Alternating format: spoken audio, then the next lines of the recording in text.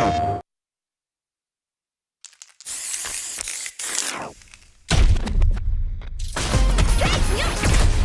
call, I answer. Pushing you on the scene.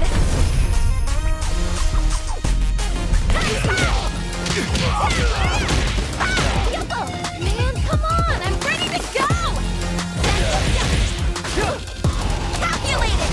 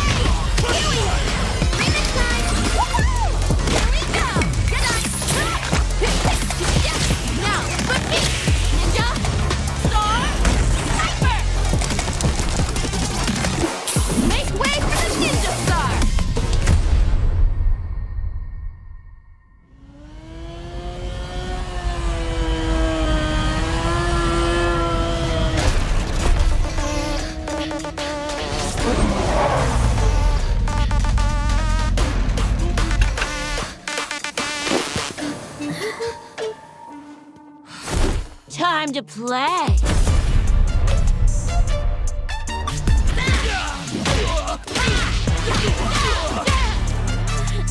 You gonna keep me waiting, babe?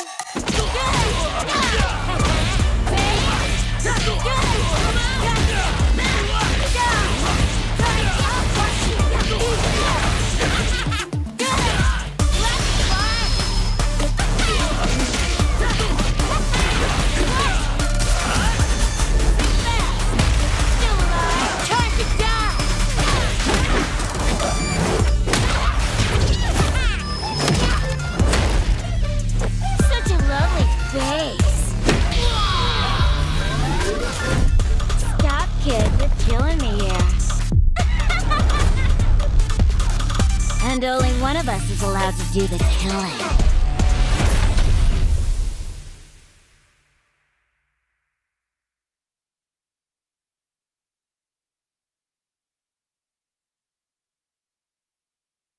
PlayStation. Hey everyone, and welcome back to another episode of Sets here on a Tuesday night. It is the Tuesday show in which you can only find it here on twitch.tv/CatConfighters, where we pit 2 players into the ring for a 1st to 10 exhibition. And we also learn a little bit more about them so you guys as a community can understand them as players yourselves. Post-match interview and a pre-match interview. You know how it goes. I'm going to be your host once again tonight, Jammers, in my lovely Evo hoodie. I decided to wear it today, but I'm not alone. I've got a partner in crime. Not 2 today, I've only got 1 because one of them's off doing some other stuff. He's enjoying himself, and he was here. But there he is. There he is. You said you said you're not alone, but you weren't. But I just wanted to make you feel a little bit stressed for maybe you were actually all alone, but you're not. Feeling I'm here stressed with about you not being here. Yeah, I mean, come He on, acts bro. like I can't do this, but man. Never mind. Anyway. Anyway, how you doing? Since you decided to show up fashionably late. Show up, yeah. I think the guys in the back were kind of stressed because they didn't catch me ducking just before the scene change. And then they were like, where is he gone? Yeah, so I'm doing exceptionally good right now because I managed to fix the green thing on the back. You know, the problem with the green screen. You managed to fix your visuals and your camera and your green screens and all this stuff. Yeah, and I had to go into the settings and do something about reality color or something. So I guess I'm less realistic now, but also less messy. So that's good. I'll take it. Yeah, I will take it indeed. What about you, Jammers? How are you feeling? We never ask you how you're feeling, and now it's just the 2 of us. So I think that you can get to have your piece right now. No, I'm peachy. I'm here to do some work, play some Street Fighter, enjoy some games, and obviously talk more Street Fighter with you because again, you are one of the smartest minds out there when it comes to Street Fighter 5, understanding what goes on in here when it comes to playing the game. So we'll be able to divulge that together. But yeah, I am peachy. I will be better, but we got to talk about some Street Fighter. But you know what? Courtesy of Veggie. Well, actually, this was a combination of me and Veggie combined. Yeah. Because if you haven't checked Joint the fight forces. card when it was announced, this is what's going to be tonight's fight card. We announced it after SFL EU Week 7 yesterday, but this is the exhibition that is going to be played tonight. Richard, roll the fight card as he does it. Yes, ladies and gentlemen, you are looking at tonight's first to 10. It will be on the left, UpChainLord going up against CuhzlightYear. It is a birdie going up against Ibuki, a matchup that I basically classed as non-existent, only because you seldom see these characters unless you really dig deep into the Street Fighter 5 community. So, Veggie, before we move on to give people the rundown of how things work for sets, how are you looking forward to this matchup here? Because you've got the insider knowledge, do you know? Yeah, I do have the insider knowledge, and it's really funny. I'll try to make this really short.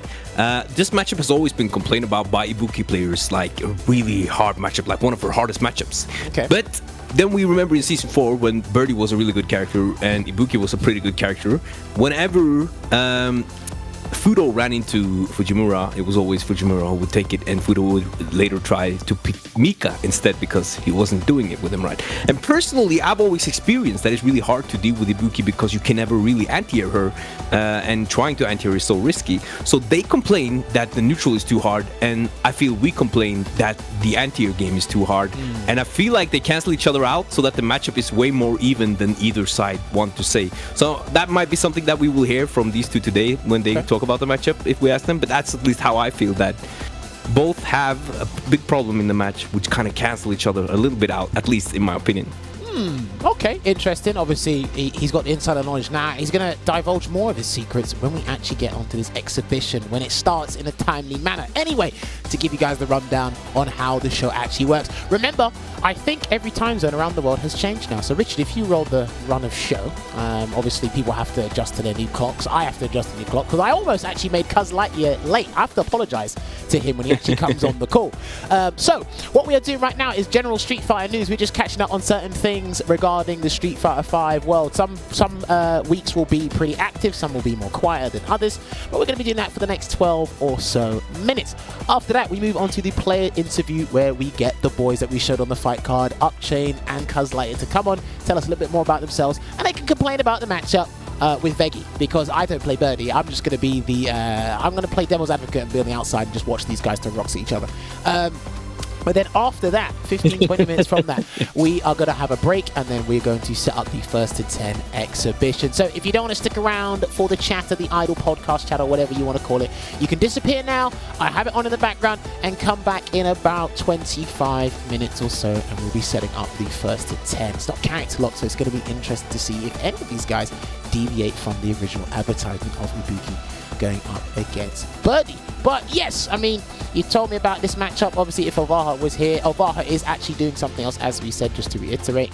But do you think this is a V-Trigger 1 or a V-Trigger 2 matchup for Birdie? What do you reckon? It's so hard to decide for me. I'm still undecided on that, which means both work, I guess. But the good thing about V-Trigger 2 is that if they do try to like go for these annoying like command jump, medium kick, jump, medium kick things, if you have a read that they're going to go for that one, you can get the big payoff. But then there are so many other jump options that would just straight out beat the V-Trigger 2 that makes you feel like it's not worth it. And in V-Trigger 1, you can almost like bullhorn through anything. So I'm leaning towards V-Trigger 1 just for armor to like one button release anti-air most of her options, but it's still something I can't decide because you lose access to a lot of V-shifts and V-reversals in V-Trigger 1, which you have in V-Trigger 2, and then it depends on how wild the Ibuki player is, right? If they're ground-based, then maybe V-Trigger 2. So for me, I can't call it. Maybe UpChain has his decisions on it, maybe Cuz has some feelings on it, but I'm still undecided to this day. So. And it's then been obviously there was the other question I wanted to ask is, obviously because we rarely have Birdie players on here, what specifically did you want to pick UpChain to come on? Is there any particular reason, or? UpChain did really well in the online CPT last year, I believe it was, or was at least an important online tournament where he was 9th or in the 13th, like top 16, in a region with a lot of players. So it's not like a region where you begin at 17th and then go up there. So it was a strong tournament run from him, and I've seen him. I mean, he's in the Birdie Discord. I see his tweets. I like his tweets. I retweet his UpChain clips because there's a lot of UpChain clips from UpChainLord, and. He's been grinding the game and leveled up and kept getting stronger. And I see some of his matches and thinking that he should be a good pick for the show, to be honest. It's been a while since we had birdie players. I would like to show another birdie player some love by getting them on here. So that was really how it ended up, thinking, you know what, this is a great pick. I thought let's go with it. And then you had your pick, which was mentioned by UpChainLord, and then the rest is kind of history. It's how they got together. You know what was interesting, right? So obviously, speaking about UpChainLord, we'll obviously speak to him because these guys are in the waiting room and will be with us very shortly. So I think UpChainLord, he tweeted or he said something as, when I get to Warlord, I'll come on the show. I actually looked at his account today and he had 225,000 league points. I said, dude, you're going to be waiting a pretty long time if you want to come on the show, especially with Birdie, because obviously congratulations to him. He made Warlord recently. He made Warlord recently. Yeah, I got mine all the way back in July, but this one, it took him quite a while, ups and downs. And he's a busy man as well. He's a busy man. He gets all the work, gets all the modeling work, all the commentary work. He's doing all the jobs. Watch out, he's doing all the jobs. Anyway, but yeah, congratulations on Warlord. Welcome to the club. Thank you. It's not fun up here. I can tell you that, but it's not fun up here. Thank you. I mean, it was a long road when I restarted. I feel like I got demotivated in the beginning, so I just played around a lot. But when I first started the grind again for Warlord, I feel like it's been like an efficient Warlord grind, but it still takes a long time because it is a lot of points to accumulate. Of course, especially in a region full of crazy people. It feels good. It just feels good having it. It doesn't mean anything, but it feels good having it. So, and it became a good YouTube video. To you. It did, because it became a YouTube video as well, and it just feels good for some reason. Can't explain it. Can't really explain it. It's just that way. I mean, it's probably the same for you, right? It must have felt. It's like a checkbox, right? Yeah, of course. Okay, I've done this now. Now I can play whatever character I want. Just get out of the way. You know what I mean? I have no lingering rank just there. But anyway, speaking of ranks, and obviously Veggie did mention CPT before. There was no CPT action over the weekend, but we can head on over to the website and remind you guys who's actually qualified for the CPT, because there is a number of characters that are lining up and letting you guys know who's going to be in the finals. It's going to be dangerous indeed. Looking forward to it. We get ever so close. We're in November now, and I believe I don't think anything has been announced yet, unless I've missed something, but there's going to be more players at the finals than ever before. You got Samurai still practicing. You can see him in Street Fighter League US. Four Fields, you can see him in Street Fighter League EU. Mr. Crimson, Street Fighter League EU as well. Just a Kid, look at them.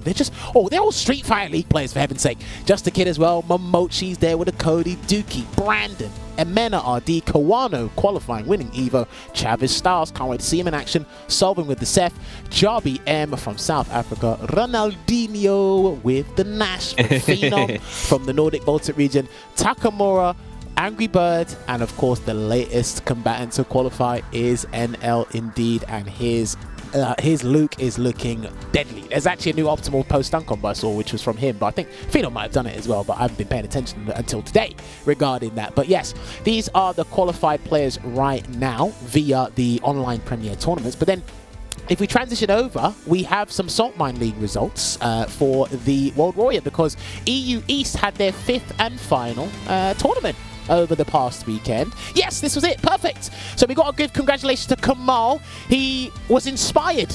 Ending Walker has done something. He's done it for the kids. Do it for the kids back at home.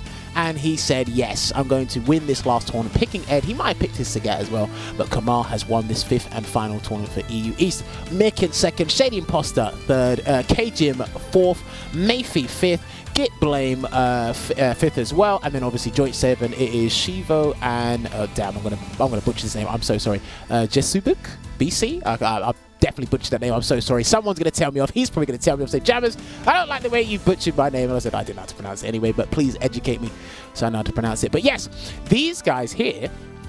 This is the 5th and final tournament, but what's happened now is there has been a regional final been locked and loaded. So we've got 8 players. The 8 finalists have been determined for the EU East region, and this is how it's looking. Mirkin is in the #1 seed, Kamal is 2nd, Shady Imposter 3rd, KG 4th, Git Blame 5th, Mayfi 6th, Shivo 7th, and of course Darky using Luke 8th with the 65 points there. But again, these guys have been putting in the work and trying to compete. This is a big deal for this region, by the way. This is huge. This is a very big deal because I don't think anyone from this side of the world or this side of Europe has actually ever qualified for a CPT. Tell a lie. We had what was his name? He played Laura and he played Seth. What was his name? Papoy. Yes, there we go. Shouts to Papoy.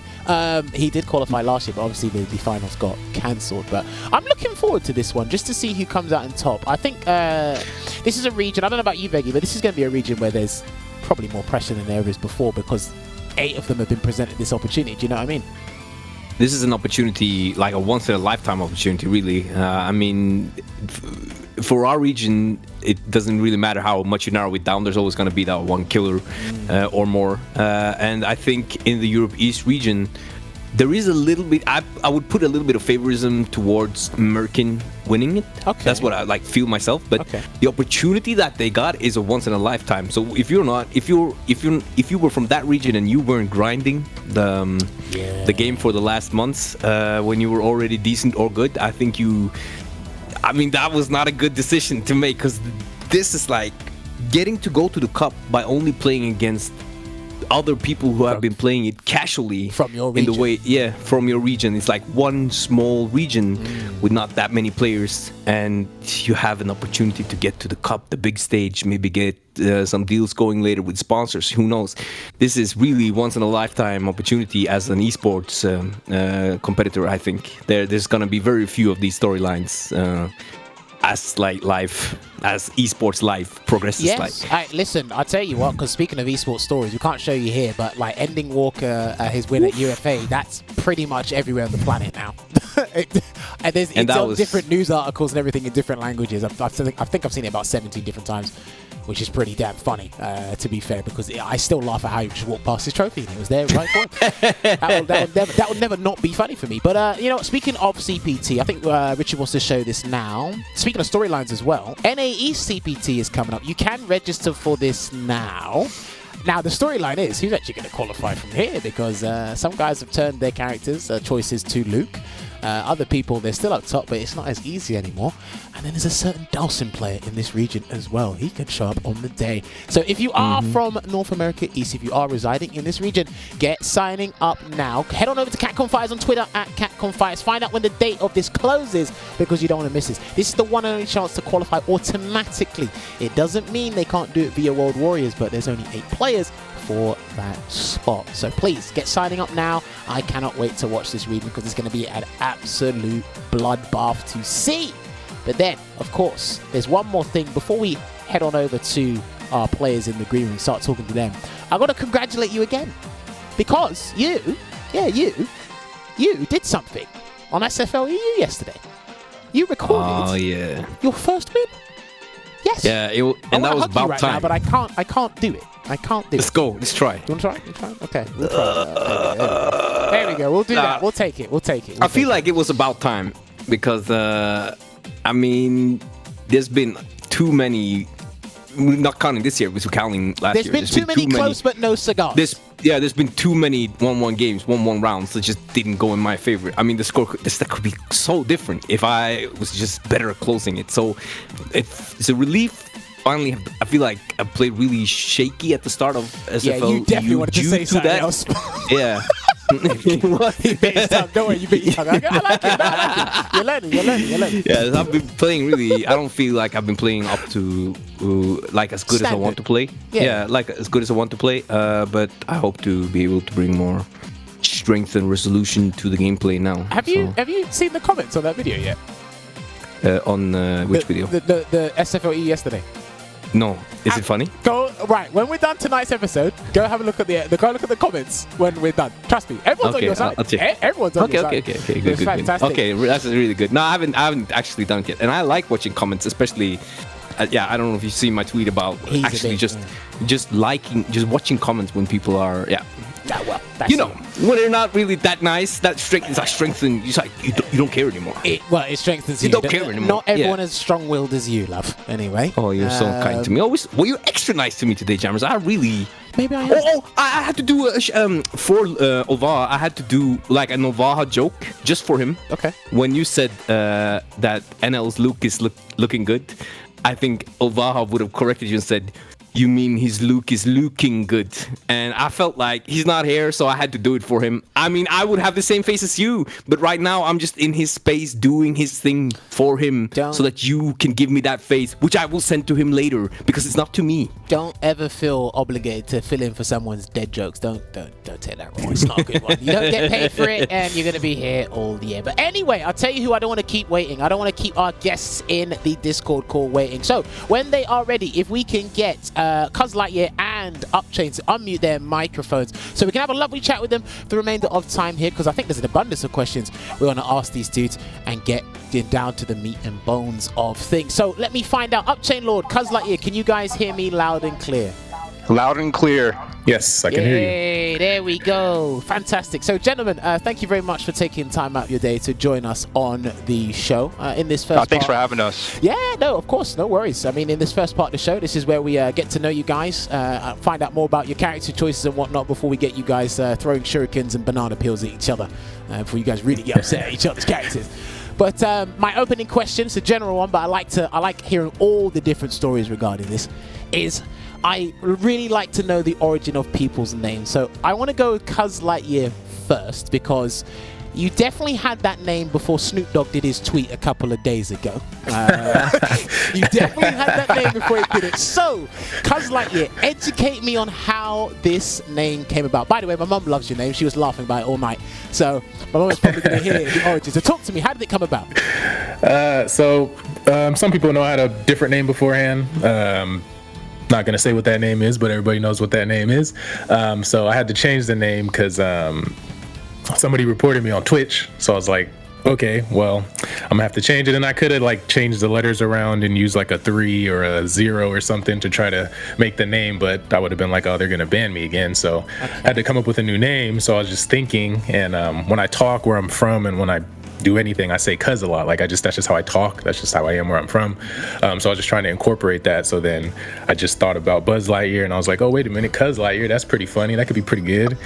So I came up with that one, and then everybody just seemed to like it. So it turned out pretty good.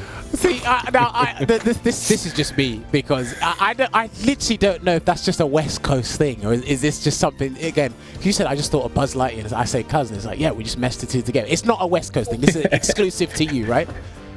Oh yeah, no, I mean, people say cuz from West Coast. That's definitely like a West Coast thing. But the CuhzlightYear thing, no, I mean, I just thought of it myself. I mean, I'm pretty sure maybe somebody might have had the name before somewhere down the line, but yeah, I didn't take it from anybody or nothing like that. But yeah, Snoop Dogg's post. Yeah, I thought that was way too quick. I was like, hold on, I've been speaking to CuhzlightYear this whole time, and Snoop Dogg just tweets it out. I said, does he know him? I was like, nah, this can't. Yeah, somebody posted me, tagged me in that, and I was cracking up. I tagged Snoop Dogg. I was trying to get one of them Waka Flocka exhibitions out here, but it didn't really work out too well. I mean, listen, the universe works in strange ways. If you say, listen, I'll fight you, Snoop Dogg, for the name, maybe it's we're gonna try. Wait, what is this tweet? All right, go on Snoop Dogg's Twitter account, and you need to go on his media page, go through the pictures, and you will literally see CuhzlightYear, nothing else, and a picture. You'll just see it. I'm not going to say anything else in the matter. Anyway, UpChainLord, while Veggie is somewhere else. Okay, he's found it. UpChainLord, tell me, why on earth did you call yourself UpChainLord? Very similar to Cuz. I went by another name that wasn't exactly esports friendly. Damn, you guys are coming up with inappropriate names.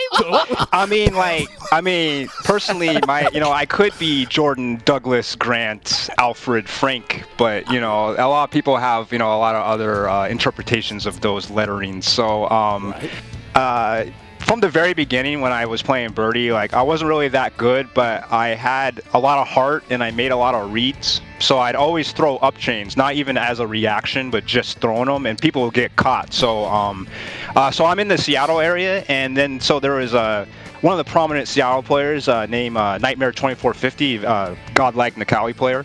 He used to always, so he was very animated when he watches other people play, and he'd be like, "That's the up chain god right there," and so he's like really get into it. And so I got tired of people being like, oh, Jordan doesn't give a fireball and stuff like that. So I'm like, I'm just going to rebrand. So I originally was UpChain God. but I kind of tempered it just because I was kind of explained earlier. I have UK lineage. My grandma was from London, so I kind of like the lordship, and also the lordship Problem X is one of my favorite players. So I was like, you know what? I'm just gonna have the moniker UpChainLord, but that is the noun. So the verb UpChain is just the representation of making reads and also just having heart while playing. Okay, no, do you know what? I love the backstory. How simple and how deep they can be at the same time for both of you. And I like the fact that both of you, it was no pure coincidence that you both had inappropriate names before you changed them. That was great. You know, UpChainLord, if you want to rebrand ever to a Norwegian nickname, I could give you the UpChainLord in Norwegian. Oppoverkjetting herre. Yeah, whatever you said. Yeah. But can you give me the handsomeness? I think I'd rather take that. No, you already have that. You don't need that. Stop. That's weird. You gotta make me blush off camera. So. Oh man, that's crazy. Nah, okay, you guys are the best. I mean, like, you know what? It's great to see. But now I've got a question for CuhzlightYear, because this is I had this thought last night outside of the CuhzlightYear pure coincidence tweet from Snoop Dogg. You do have a YouTube channel. I don't know how active you are on there. You play Ibuki, but I also noticed that you, when you played, or you had SF6 content on there, and you're looking at Kimberly. Is that correct? Yeah, that's what I'm looking at right now. Okay. She's the closest it could be. I want to see the rest of the characters for sure, but that's what I'm looking at. Now, my question is, are you a fan of ninja-like characters or ninja in general? Have I completely misunderstand that from just looking on social media? Oh no, I like ninja stuff. I mean, I'm not like super deep into that, but no, yeah, it's cool. Okay. I mean, has there been any reason you haven't really? Because I only see you play Ibuki. I mean, did you ever give Zeku a go, or is it just like who you just like as a character in general? So I played Ibuki in Street Fighter 4. So naturally, when she came in this one, I picked her up. I actually did try Zeku for like a week when he first came out. Wasn't really feeling him, but I didn't give him like a full chance. I do play other characters, but she's my main. I play Sagat. I can play Cammy. I can play Ryu.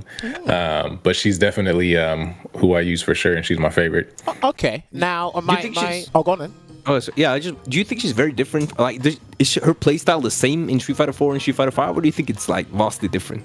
Oh, it's not even close to the same. It's completely like opposite. Like, so she doesn't have. I'm not sure how familiar people are with Street Fighter 4, but a lot of the mix-ups and the way she has setups and stuff, it just pretty much doesn't exist in 5. So she's a lot different. She plays almost like the Omega version of 4. With a little bit added. Yeah, which was so the neutral is not even similar as well either.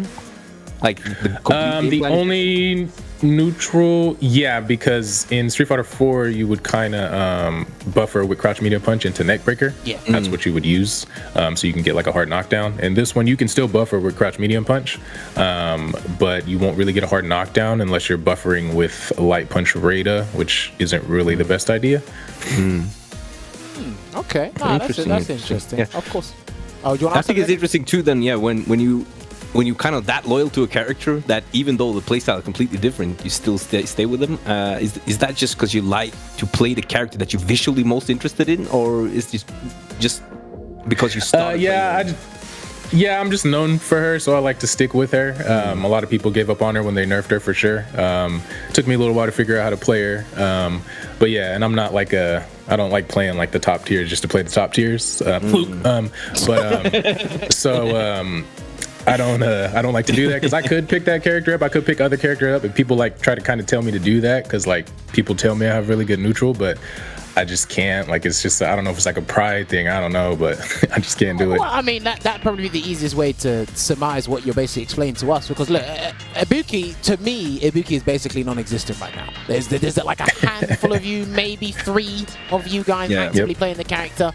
But again, because I think you're Warlord rank, right? You've been playing for quite a while. You know all the matchups. Like with Ibuki, you know your stuff and you know how the system works. It's like, again, if we gave you like a Luke, if we gave you a Poison, if we gave you someone in the upper tiers, like your name would be cropping up and being shown everywhere else because it's like, this guy is pretty damn good. It's just, I just like playing Ibuki because of the aesthetic reason or how she works. But then moving on to that, because this is a question for the both of you. I want to get UpChainLord's opinion on this first. Do you feel your slept on as a player from the West Coast?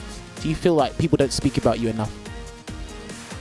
You know, like I think it's kind of in bad taste to call yourself underrated, but kind of alluding to what Veggie said earlier about making top 16. I mean, like the as a region, the West region is very slept on. So I am kind of a microcosm of that. So kind of by proxy, I am slept on in those regards.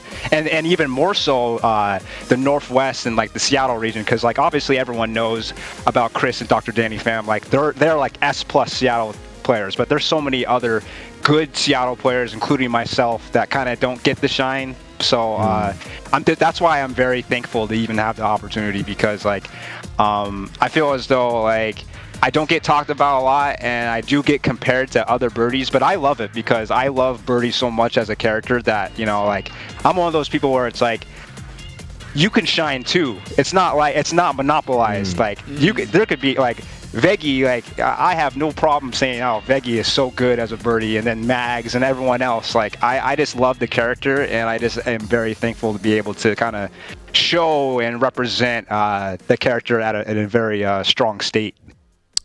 Okay, now do you know I really like that answer. Well thought out answer there. CuhzlightYear, really. what about you, CuhzlightYear? Do you feel you don't get spoken about enough in your region, or? I mean, I'm underrated as a. No, I'm just playing. But yeah, I mean, I do think I'm slightly underrated. This year, I think I might have picked up a little bit more steam than I have in the past, just from my streaming and my channel and stuff like that, and playing in the CPTs and everything like that. But that's also kind of why I run my tournament series, to kind of get the shine on the people that don't really get the shine. Oh, okay. So I kind of agree with UpChain in that regard. Okay, enlighten me on your tournament series. I'm definitely unfamiliar with this. Speak about it a little bit. So I do CuhzlightYear invitationals. I just invite certain people to play, and it's only invite only. And what I do is I run one where it's like Grandmaster and below, and then I run one Grandmaster and above. So like Grandmaster and above is like all the really known players, but the Grandmasters and below, not a lot of people know them. So I run it for them so they can get some shine. So it's been going pretty good. Okay, I like that. No, that's good to see, doing your part. I want to piggyback off what Cuz is saying. Please, because that's so like going back to what I was saying about not, you know, I don't like to call myself underrated because it's in bad taste, but I will say that Cuz is very underrated, and a lot of times people, they gravitate towards the more well-known players to represent a character. Like, you know, a lot of top players, they used to at least pick a Buki, so it's easier to say, oh, well, this is who represents that character. But to me, someone like CuhzlightYear, they show the character in like such a level where I have to kind of like take a step back. I'm like, how do I feel about being birdie in this matchup? So that's kind of one thing that why I really was adamant about wanting to play because I think that I relate to him in the way of like not necessarily having your name out there. And also, you know, he was kind enough to invite me to one of his invitationals. So, you know, obviously, I'm in gratitude for that. Okay, nah, that's super appreciative. I respect that for putting that out there. Obviously, we've got time for a couple more questions. So, I've noticed, because I looked at some of your matches beforehand, CuhzlightYear, and I've noticed that you don't pick a certain giant shuriken. Why is that? Why do you like throwing bombs at people? So I used to pick V-Trigger 2 when it was good. Okay. And then they nerfed it. And then, because I originally picked 1, when they introduced 2, I was like, okay, I'll try it out. And it was good. And then they nerfed it, and I was like, I'm gonna go back to 1. But nobody used 1, and everyone said 1 sucks. So I was like, all right, I'm gonna figure out a way to make it work and show y'all it don't suck. So I figured out a bunch of stuff, and then they ended up changing everything with the like most recent patch. They changed like the way it hits. They added a hit to the bomb. So like every single one of my setups and mix-ups were pretty much just gone. So I had to come up with like new ones. So I started thinking about going back to 2, but I was like, nah, I'm gonna figure it out. And but the main reason people use 2 is because it's +2 on block. That's what they say. They love doing that, which I think it's funny because V-Trigger 1 is +3 on block. So well, I don't worry, really understand. You're not the only one. F-word keeps telling people that. It's like, you know, this is plus a block too, right? Yeah, it's the same thing. And you get 2 of them. So it's like, I mean, I feel like it's way more damage and mix-up potential because she doesn't get a lot of damage, so you got to go for mix-ups. But even if you don't do a mix-up, if you get a full combo into 2 bombs, that's a lot of damage. So, yeah, I'm just a V-Trigger 1. That's just going to be me forever. Okay, and you feel it's sort of like the CuhzlightYear identity now. So if someone was to just look at Ibuki and probably see, you know, the V-Skill 2 or V-Trigger 1 layout or V-Skill 1 and V-Trigger 1, if they always just notice it was V-Trigger 1, do you think people would be able to identify you easily if they could? Oh, 100%. It's going to be me, or not so much anymore. It was either me or Realistic. We were the only ones that were really using it. But now it's just me.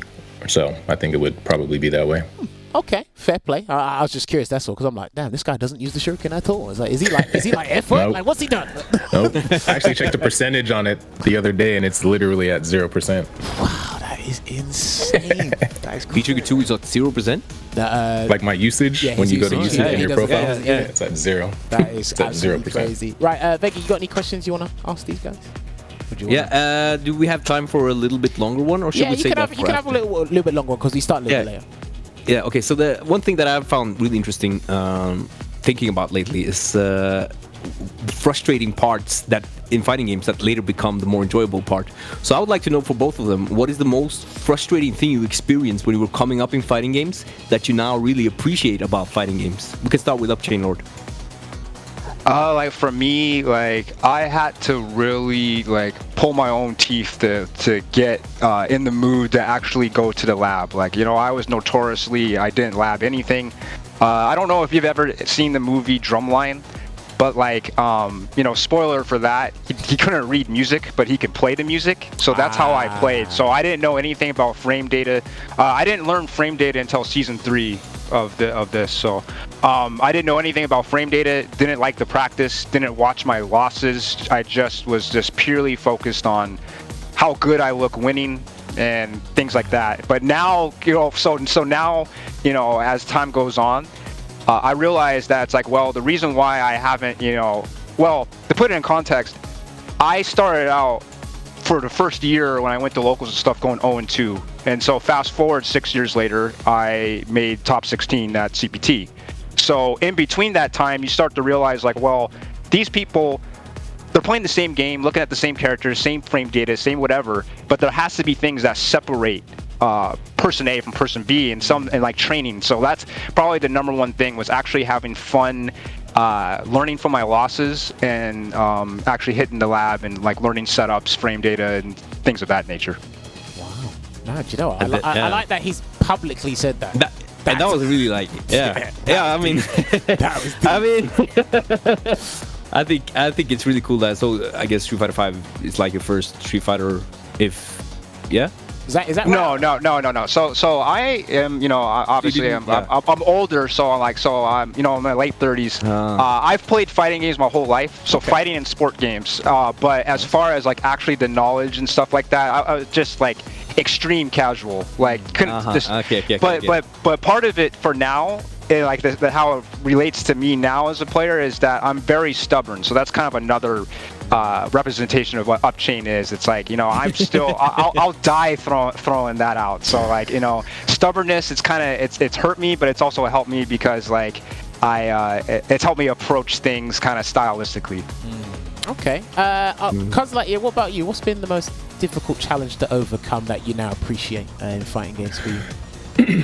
I'd say slightly similar to him. It's more back in the 4. Same thing. I wasn't like labbing or anything like that. I kind of was just playing and learning and figuring stuff out. And I remember the first time I started labbing, I heard people doing option selects, and I heard what to do, and I was like, sounds too complicated, so I just didn't do it. And then I went to the lab and started learning, and I remember the first time I did a jump in light kick, and I did a option select into neck breaker with Ibuki, and it worked. I like jumped out of my chair, and I was like, oh, they're cheating. So that kind of stuff is fun, but the most frustrating thing for me definitely was accepting what Street Fighter 5 is and how it plays.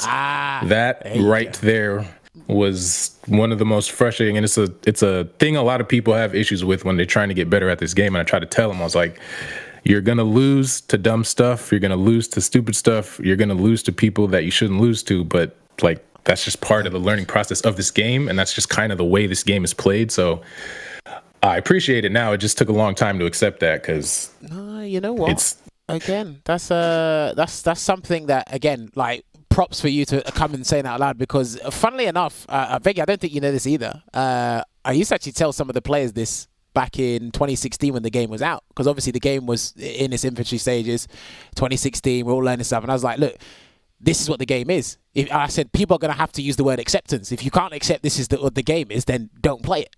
Like, that's it. Obviously, over time, it's because everyone here knows the game is drastically different now than it was in 2016. It took Veggie a while to come around.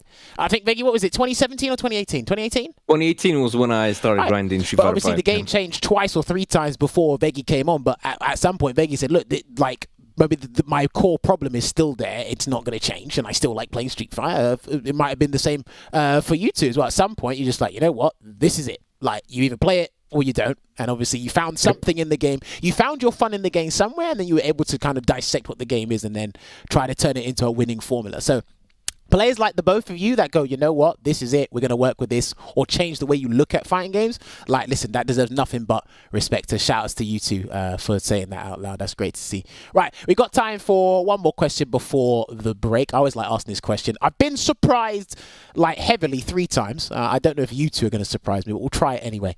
UpChainLord, you first. Who do you think the best character in Street Fighter 5 is right now at this point? I think Luke is, but close second is Sim, you know, and yeah, well, there's not enough time for me to discuss my hatred for that character, so I'm just going to leave it at that. Okay, I like it. Respect. All right, CuhzlightYear, what about you? Who do you think the best character in Street Fighter 5 is right now? Yeah, it's Luke, man. I don't know how you can. I don't even know who you're going to use as an argument. Sim is a close second, I would agree. But the pressure and offense and just situations that Luke put you in is just, it's ridiculous. Oh no, fair play. No, I asked this question because once upon a time, it's actually not that long ago when we had Child233 on along as OG Yawn. Child literally goes and tells me, he said, G's the best character in the game. I almost fell off my seat. I almost fell off my seat. Oh my God. Yeah, see, you're about to fall off your seat before we go to the break. I feel like that must have been a little bit more of like a personal bias, maybe. That's a personal, yeah. But that's because it's obvious that G has too many flaws, right? No, that's why I asked him. And he had 1 or 2 things about G that makes him strong, but the best character in the game, I said, dude, you're reaching for the top shelf and you look 6 foot anyway. Like, come on. But yeah, I always like asking the question because I know another day before Street Fighter 5 ends, somebody else is going to surprise me and they're not going to be able to justify it. And they're going to be like, Zangief. Because I could say Geef. I could say Geef because I hate fighting Geef. But that's personal. That's the Ibuki matchup. Yeah, exactly. I'm not going to say that. But yes, ladies and gentlemen, we keep laughing and keep talking Street Fighter because I like talking to these two already. And it's only been about 12 minutes or so. But yes, we are going to take a short break. And when we come back, I'm going to get UpChainLord and CuhzlightYear in the lobby for this first to 10. Don't go nowhere. We'll see you in a couple of minutes.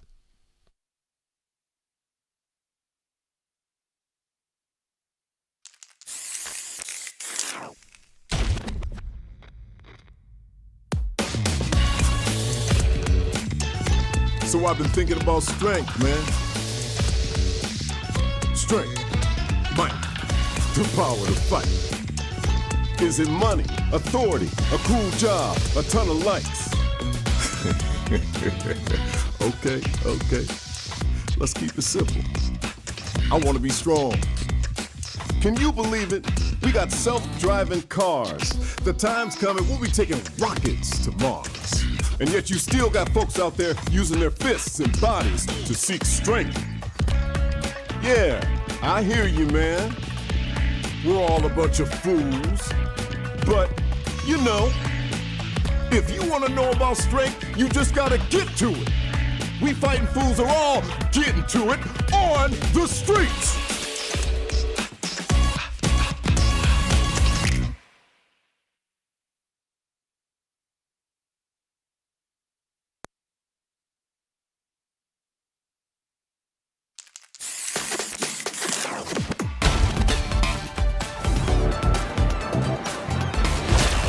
You won't know what hit you.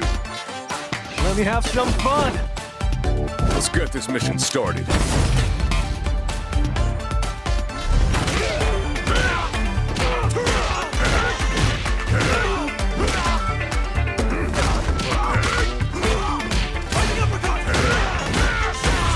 This will be a good fight. Good. got you in my sights.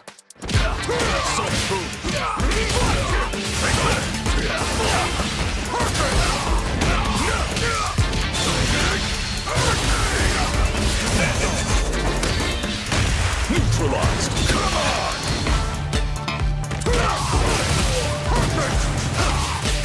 Predictable. Time to end this. Fire. Double. Seven. I'm just on another level.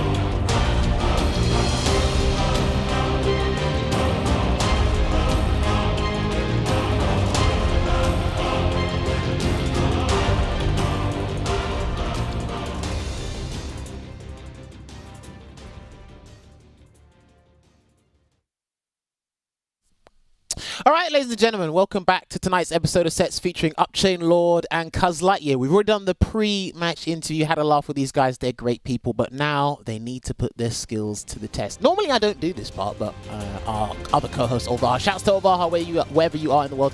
He's not here to do his job, so I have to fill in and do his job for him, you know? It's just how it goes out here. He said that with his chest, you know. There you go. You know what's been a long time ago, Jammers? Since I told everyone that I'm their favorite Brit. Yeah. You missed that? No, I don't. Someone asked about that the other day. Somebody did ask about that the other day, and I was like, you don't want that to come back. Yeah, and another thing, someone tagged me on Twitter to get a discount code that was only available to British people going to eat burgers. Literally. Wait, what? Yeah, someone was like, yo, you need to get me this discount code for some game, and it was only available in UK McDonald's or something. Oh, so they thought that I was actually from Croydon. Okay, I remember. Oh God bless that person's soul, because he doesn't understand how the world works. You convinced somebody. I can't believe you've actually convinced somebody that you're from the UK. Right. I don't know how you done that. Favorite Brit, baby. I don't know. Yeah, for those of you, okay, because those of you probably didn't see the tweet. Someone actually tweeted me, Veggie, and I think like 2 other people about this burger from McDonald's. And Veggie showed me, and he said, I've done it. And I said, what have you done? And he said, this guy thinks I'm from the UK. And I was like, you're such a idiot. Anyway, sorry. God bless Sorry. that person. Oh my days. All right, so we have got UpChainLord going up against CuhzlightYear first to 10. So Veggie, do you agree with the EV system loadout first of all? Yeah, I think you don't really... Oh, nice check. I just want to commemorate that check because not a lot of birdies do the stand light punch into the bullhorn for the check, which is where you get the real reward. So I really like to see that so early from UpChainLord, just being on point with that. When it comes to the V-skill for birdie, I think V-skill 1 just doesn't really... You don't get much from it because of the kunai on the ground and stuff. Oh, there you have that. That's where it starts to mix up from the air. Not a big punish, though. And it looks like he's taking a more defensive approach here, because I actually was watching a couple of UpChainLord's replays. He's I understand what you mean before by his neutrals a bit sporadic, where he had, well, wake up, command grab, the classic for birdie players on defense. I see it. It works. And and the classic for birdie players on defense trying to close the round. I mean, I have lost a lot of important rounds in my life doing that. But when it works, it feels so good. And I commemorate UpChainLord. Yeah, and he tried to have that hard read on the up chain. Do you know what? Was a good one. I do feel if it's not going to close out the entire first to 10, he's going to close out around with the up chain. I reckon it will happen. Nice reaction. Oh, for sure. Yeah. Okay, so blocks. Yeah, so there he kind of like made Ibuki use that EX bar to stop his approach, which is kind of a good trade-off for just using a bubblegum, right? You get the V meter if he blocks it, and you also force that EX, which is something just like a win-win situation. Oh, he's waiting for V-Trigger 1. God. Yeah, he's waiting for V-Trigger 1. He's going to take this mix-up. I think he's dead. He's dead. Oh, he's dead. Yeah, he's done. That is a super in itself when you are in V-Trigger 1. One of the strengths, and I mean, so little life on Ibuki's side, I would say. So yeah, that was an amazing, dominant first game, really, from UpChainLord. He's really confident in that game, in that matchup. It looks. Well, first of all, in the first game in any set, first to 2, 3, 10, wherever, you have to set precedents. Both players have to do that. UpChainLord has done that. He's shown the command grab options on defense and in neutral as well, and he will do it when, again, Birdie has one of the scariest corner games in Street Fighter 5. Personal opinion. I'm speaking to a Birdie player and I'll say it in his face. But no, it's really good. When you knock down in the corner, you're definitely scared. So that is especially V-Trigger 1 because you have that throw loop on some character and a fake throw loop on others. Oh, what a crush though. Defense gets the hanging chain, goes back to neutral, chews some gum, and he was able to block in time as well. But a reaction is something that CuhzlightYear is going to have to pay attention to over time. Throw will do it. Yeah, throw will do it. Over time, CuhzlightYear will have to stop using the V-Skill 1 to build the meter for trigger because UpChainLord will just react to the X-Ball Horn, or if he's in V-Trigger 1, you see the armor properties as well. Definitely is, and there we have. He's trying to start a nice jump out now.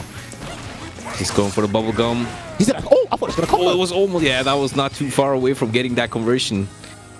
Okay, just wait it out. Here's the thing, this is where I think Ibuki struggles. I think it's not just against Birdie, it's big bodies in general. Because her reward for whiff punishing is slightly weak. It's much weaker in the game now than a lot of other characters. It's what do you comfortably whiff punish with? Crouch medium punch into her Kazakiri? Do you go for a wall light rider? How do you catch some of these buttons? That's what's a big deal for her.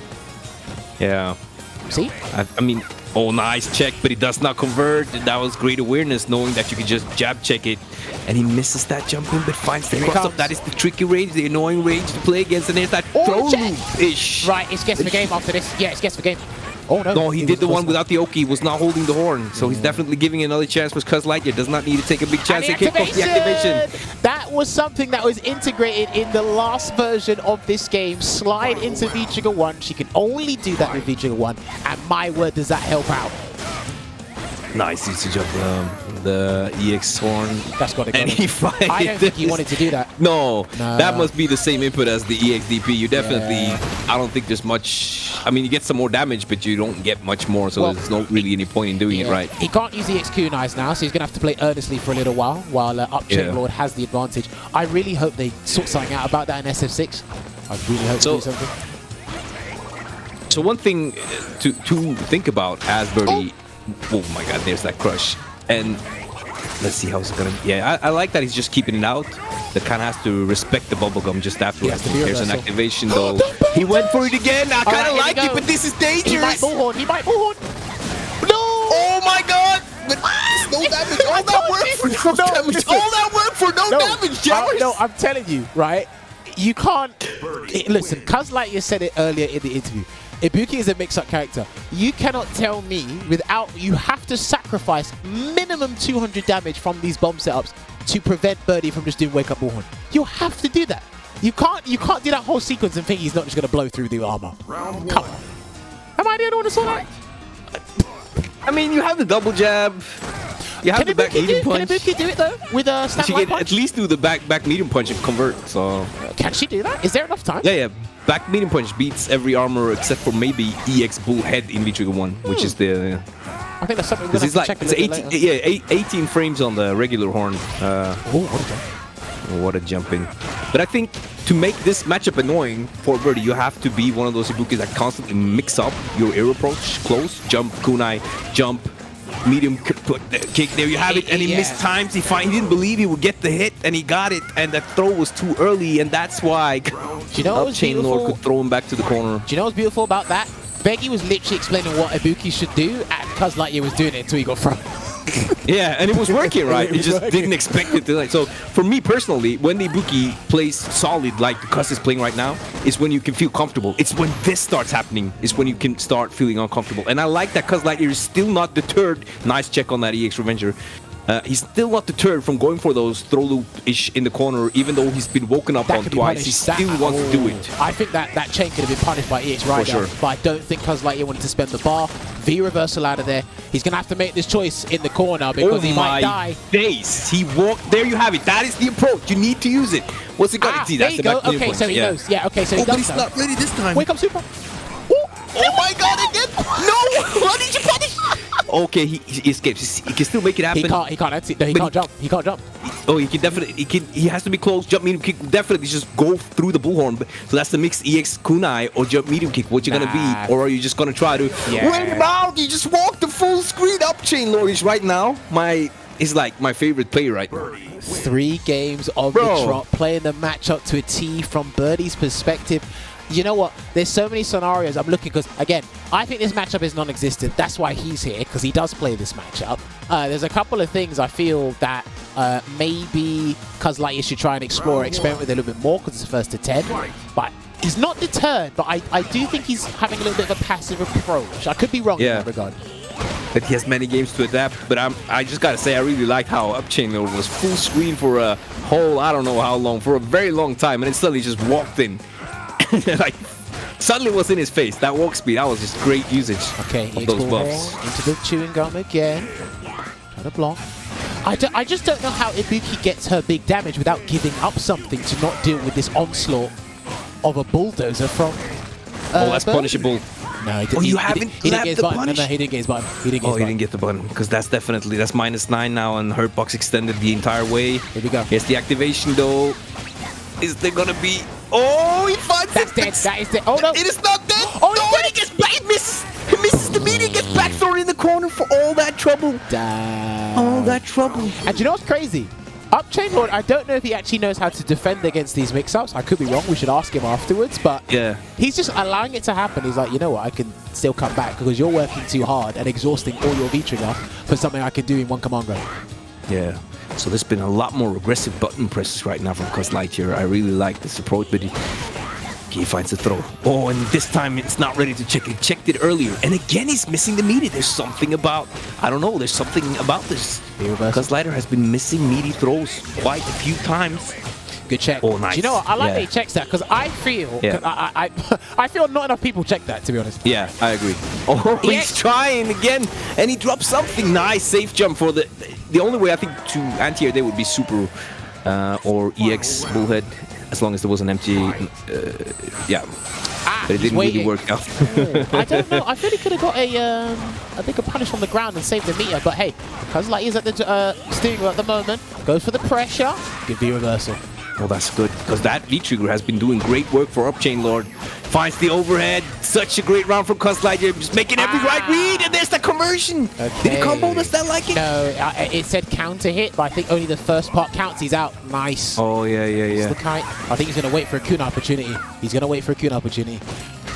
Oh, and he finds that hit. I mean, you're close to death now. One command throw and one hit. Oh, he didn't know. Could have been punished. And the explosion on landing, that was unfortunate for UpChainLord. So it looks like, okay, from the 4 games I've seen so far, the biggest concern is how CuhzlightYear is going to navigate and obviously have the counterplay for armored properties in general. He's not always going to do back medium punch, but once UpChainLord cocks onto that, certain other options can come into play, or you can just block it out. It's as simple as that. That's what I'm saying. They're going to be battling for the corner as well, because Ibuki's corner game is just as, maybe slightly weaker than Birdie's, depending on how you look at it and who you cross. Madness, but I like it. Yeah, it is it's a game for the corner. And UpChain has been trying to get some of these UpChains, but they haven't been in positions where it's been punished properly anyway, so it's not been a big deal. Okay. It's Bullhead into the chewing gum again, and that chewing gum has been doing a lot of work here, paying dividends for UpChainLord in most aspects in the neutral. But here comes CuhzlightYear, good tech. There's that awkward angle. He can't dash either. Plus, and I mean, the activation, the activation won't be too good on CuhzlightYear's side, but he has to make something happen again. UpChainLord not checking those dashes. Nice cancel. Nice conversion. Oh, what a jump out. Is it gonna command throw? No. That's right, and that's a big situation. That's a choice that CuhzlightYear has to make. Good block. He can punish this. Medium. Oh, he's gonna. Oh no, okay. yeah, but he has not loved his punish. He's dead now. But you can definitely get more after that nerf to the EX Bullhead in Season 4. I thought he could do crouch medium punch activate into V-Trigger 1, and then he could do the activation combo from there. But I think he's just playing it. He's doing the default punish first. Yeah, maybe not really checked it out since he's always had a punish, you know. Yeah, we'll ask him. We'll ask him. Definitely something to ask about. All right. Back to the neutral here. He's starting to slowly find his ground and try and win the neutral. Good reaction again on the V-Skill 1. We've been mentioning this from before. He can't do that liberally, CuhzlightYear. But at the same time, since it is mid-screen and there is no Oki from that EX Bullhorn, and he's taking away from his super, it's not too much of like a punish in a way. Yeah. I think... Oh, well, that was a great conversion, countering the standing heavy punch. And again, he's really showing him, do not come at me with those. Ooh, the double dash though. Just checking. He might walk again, you know. Walking and doesn't stand like it one of the round. Yeah, he just might walk at him. Yeah. Oh no, he's dead. Oh, what a neutral jump. He definitely, he might have killed without, I mean, he could have killed without using the bar. Probably didn't expect the neutral jump to land on the slide there. That was rough. And made you know sure what? anyway. He's clocked because the most successful way to activate for CuhzlightYear has been down forward medium kick. It has been a slide, and he's been neutral jumping to kind of check that as well. Was that an EX? EX maybe? Oh, nice with punish. And here is the corner game. That was one. And this time it's UpChainLord who's missing his meaty. Getting hit with all the heavies right now. Choose some gum to build some V-meter just for the V reversal, just in case. He's right sneeze, yeah, and CuhzlightYear saw it before he lost the game. And Hanging Chain closes out another round here for UpChainLord in this first to 10, making it 4-1. I think if there's anything that needs to be exploited, and it's hard to get to this point anyway, especially when you want to mix up your options, I've noticed that UpChainLord's teching a lot, and it's kind of working. I'm not necessarily saying they're accidental throws. He feels he's going to get thrown. He's trying to tech, and he's getting. And CuhzlightYear is getting thrown out of a lot of stuff. So. But I do feel like UpChain has been really on point when it comes to like the few times the forward the overhead has come. Yeah. It's like he's been hit a couple of times, but he's also just jumped out the exact time that comes. So yeah, maybe CuhzlightYear is like feels you can't do that. That's just default. If you're making him spend the bar in that regard, then that's not a bad strategy. But overall, you're losing a lot of damage for that. Losing a lot of health for that. Yeah, he's not finding his entries. Okay, that was good for him.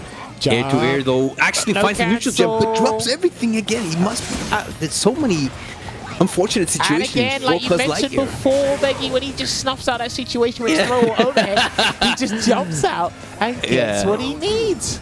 He has such good reads on the reads, if you know what I mean, right? He was talking about it before. He's trying again. Yeah. He was talking about it before. Yeah. He's really reads a lot of reads. Yeah, this matchup, at least in this aspect for neutral in terms of button play, it looks despicable for Ibuki. No comments. Yeah, no, you know what? Crash counter. Right, what's he going to do? Is he going to try and throw him again? No, he tried to counter Bullhorn when it's not there. and finds the shimmy. It can end so quickly, and this is like one of the few situations Cuz is getting it started. He has been very unfortunate with some of his mistimed meaties earlier in the set, and then UpChain has had great reads, but if you can continue up the pressure sequences like this, I think that can be the momentum he needs to get back into this first to 10, because it's not over. It's far from over. It's just 4-1. Oh, what an empty jump light kick.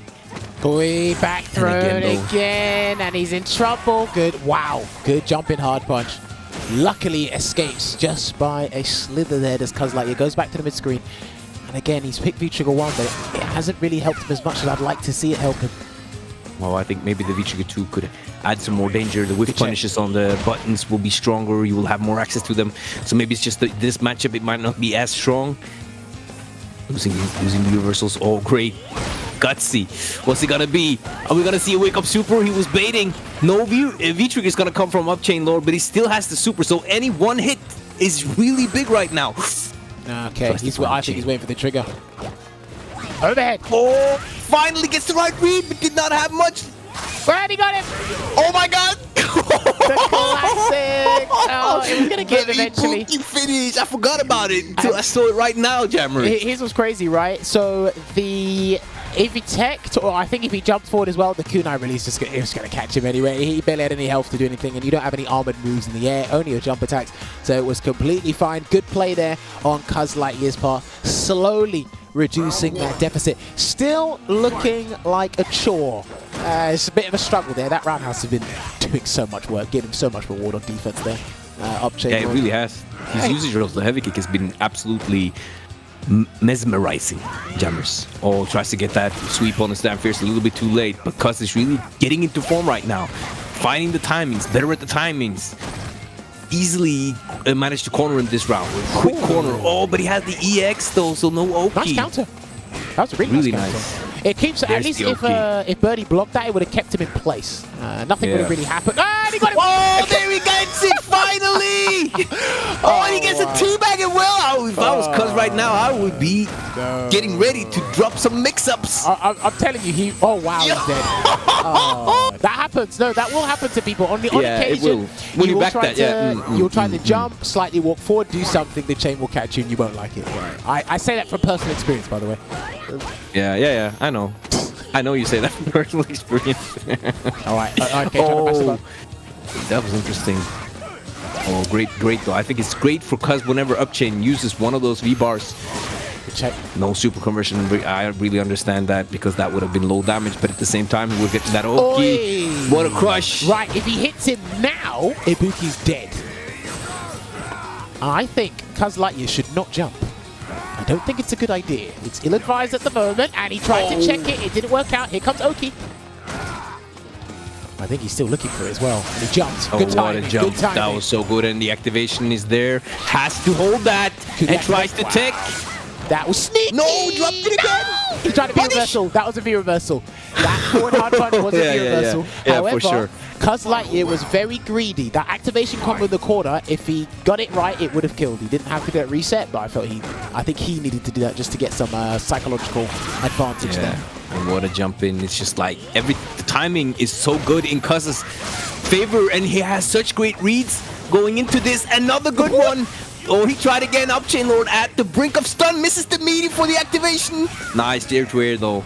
He's really good at those things that I'm not very good at. Watch out. He might be looking for EX Bullhead into activation. You have to block that. There's a throw. There it is. Here it comes. Oh, that block that. Okay. Now here comes. Oh, too far. Gets the activation. Has to kill. And finds the kill. It's suddenly like, it feels like to me that Cuz is just getting more into the groove, like more comfortable, calm down a bit, and finds better timings to do the stuff that he needs to do. He was just getting countered, and it was looking like a 9-1 matchup for the first, like, 5 games. And now it's just like evening out. He's finding the right reads. Yeah, it's not getting outread as much. It still looks like a strenuous challenge. It still looks a bit difficult, but again, we're seeing V-Trigger 1 come into play a little bit more, starting to get a better understanding, on UpChainLord's gameplay. However, UpChainLord, I've got to agree with Veggie, man. UpChainLord's defensive choices and how he's handled a lot of this situation with Ibuki has been phenomenal, and he's going to take this round if he spends the bar. There you go. One. And then, oh no, she's not dead. Well, this That's why you're sitting next to me. Yo, he just found that crouching light kick like that. That was really beautiful. Jump in. Oh, finds the jump into that. Had the air approach been stoppable, I would have agreed with the Ibuki players that this match is horrible. I think the air approach is what makes it doable. I see what he's doing. Okay, reaction to Tenrai again with the EX Bullhorn. Yeah, CuhzlightYear needs to be careful with this corner game because he's looking for the command grab and wake up. That's why he jumped before. There's this throw. He might do it again. Watch Another him. one, maybe. There's another, yeah. Another one. Good block. Oh, try the overhead. Nice that he blocked it out. And this is too far for any command throw. Oh, he's doing the walk-up light kicks. The light frame traps. I mean, it's not too far away, you know, UpChainLord from a kill because he has super soon, so he needs like one more heavy and then a super conversion. Coming out. Yeah, I think he thought a button was coming out. That's why he went for that bullhorn. But you know, Jammers, he's one medium punch with punish away from taking the round. Luckily, nicely done by CuhzlightYear though, but this round was far from over on Birdie's end. Could he have done a raw ball head on reaction into super and that would have killed? Or that would have done a lot of damage anyway. Yeah, maybe not killed because you only get half of the bullhorn, but you would have to be looking for the overhead anyway, I guess. Oh, great usage of the stab medium kick to stop the jump. Roundhouse, I think the roundhouse still does 100 damage, or is it 90 or something? So it's like, that's still hurting. It definitely is, and the conversions that he's been getting from it has been great as well. Nice slide. Gets it started. It was looking so rough in the start. Nice anti-air as well. He's trying to look for and I think that is a win when he gets him to use the V reversal. UpChainLord has been so strong with his V trigger 1.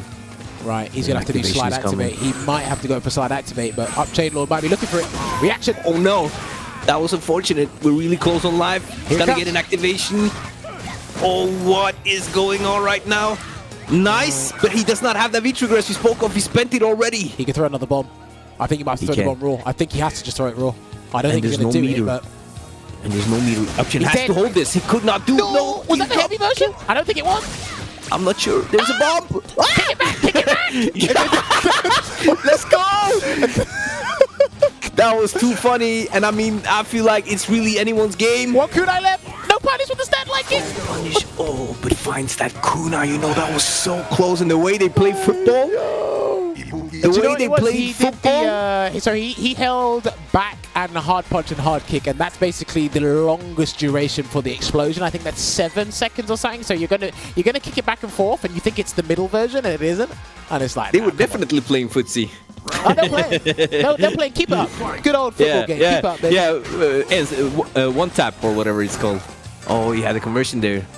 Cuz try to use that quick rise, weird animation to get button, but UpChain too solid on the meaties.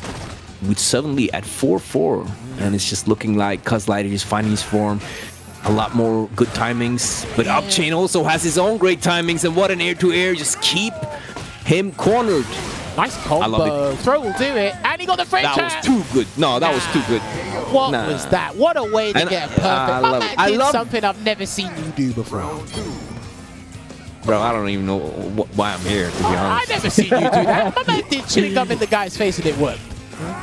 Oh yeah, like that? No, that was good. I think because didn't have the bar. Something that's never been done on the show. Is he about to do this? No, he's not about to do it. Is he about to do it? Okay, he's not about to do it. Oh, almost. If you're talking about the double perfect. Yeah, of course. But this is where it gets started. Oh, no punish though. Nice, meaty, safe slide. Yeah. Keeps the pressure up. Keeps him in the corner. I respect that reversal. Keeps him in the corner. It's the first one we've seen. Here's the stun. And what's the reset going to be though? He snuffed out that empty jump light kick. Crouching light kick. Okay. Stays in front. Another empty jump light kick. We go. Oh, risk it all, kunai, right? Had that been blocked, that would maybe have been the punish into the super, but it doesn't matter because when you make it hit, that's all that counts. Yeah, but here's the thing. He wasn't going to block there because he's only going to try and throw, take, or jump, and that kunai will cover both those options. So CuhzlightYear made the correct choice, in my opinion, to go for that there. He still has a chance. If he hits medium, he's dead. He's definitely at risk of being close to death, but very close to it. Got him. Oh, and he finds the overhead either way. That's one throw. Got him. And a shimmy, but he did not see the shimmy. And he tried the empty jump light kick again, but UpChainLord tech too early. Here comes the activation though. Yeah, oh my word. Next hit will win it. God, yeah, next hit wins it. That was a great and gutsy crouching medium cut placement. Too here far. Comes the Oki. Watch out, come on, grab. That was such a good block from CuhzlightYear. UpChainLord though. Any hit away. Yeah, he's seen it. Gets hit by the slide, but is it enough to kill? It wasn't. Yeah, it's not that He great needs of the a space. damage. Yeah, He he got needs the hit him a space. lot of time, and they're playing football again. Got him. Yeah, he got him. That was well played, and here it is. That's interesting.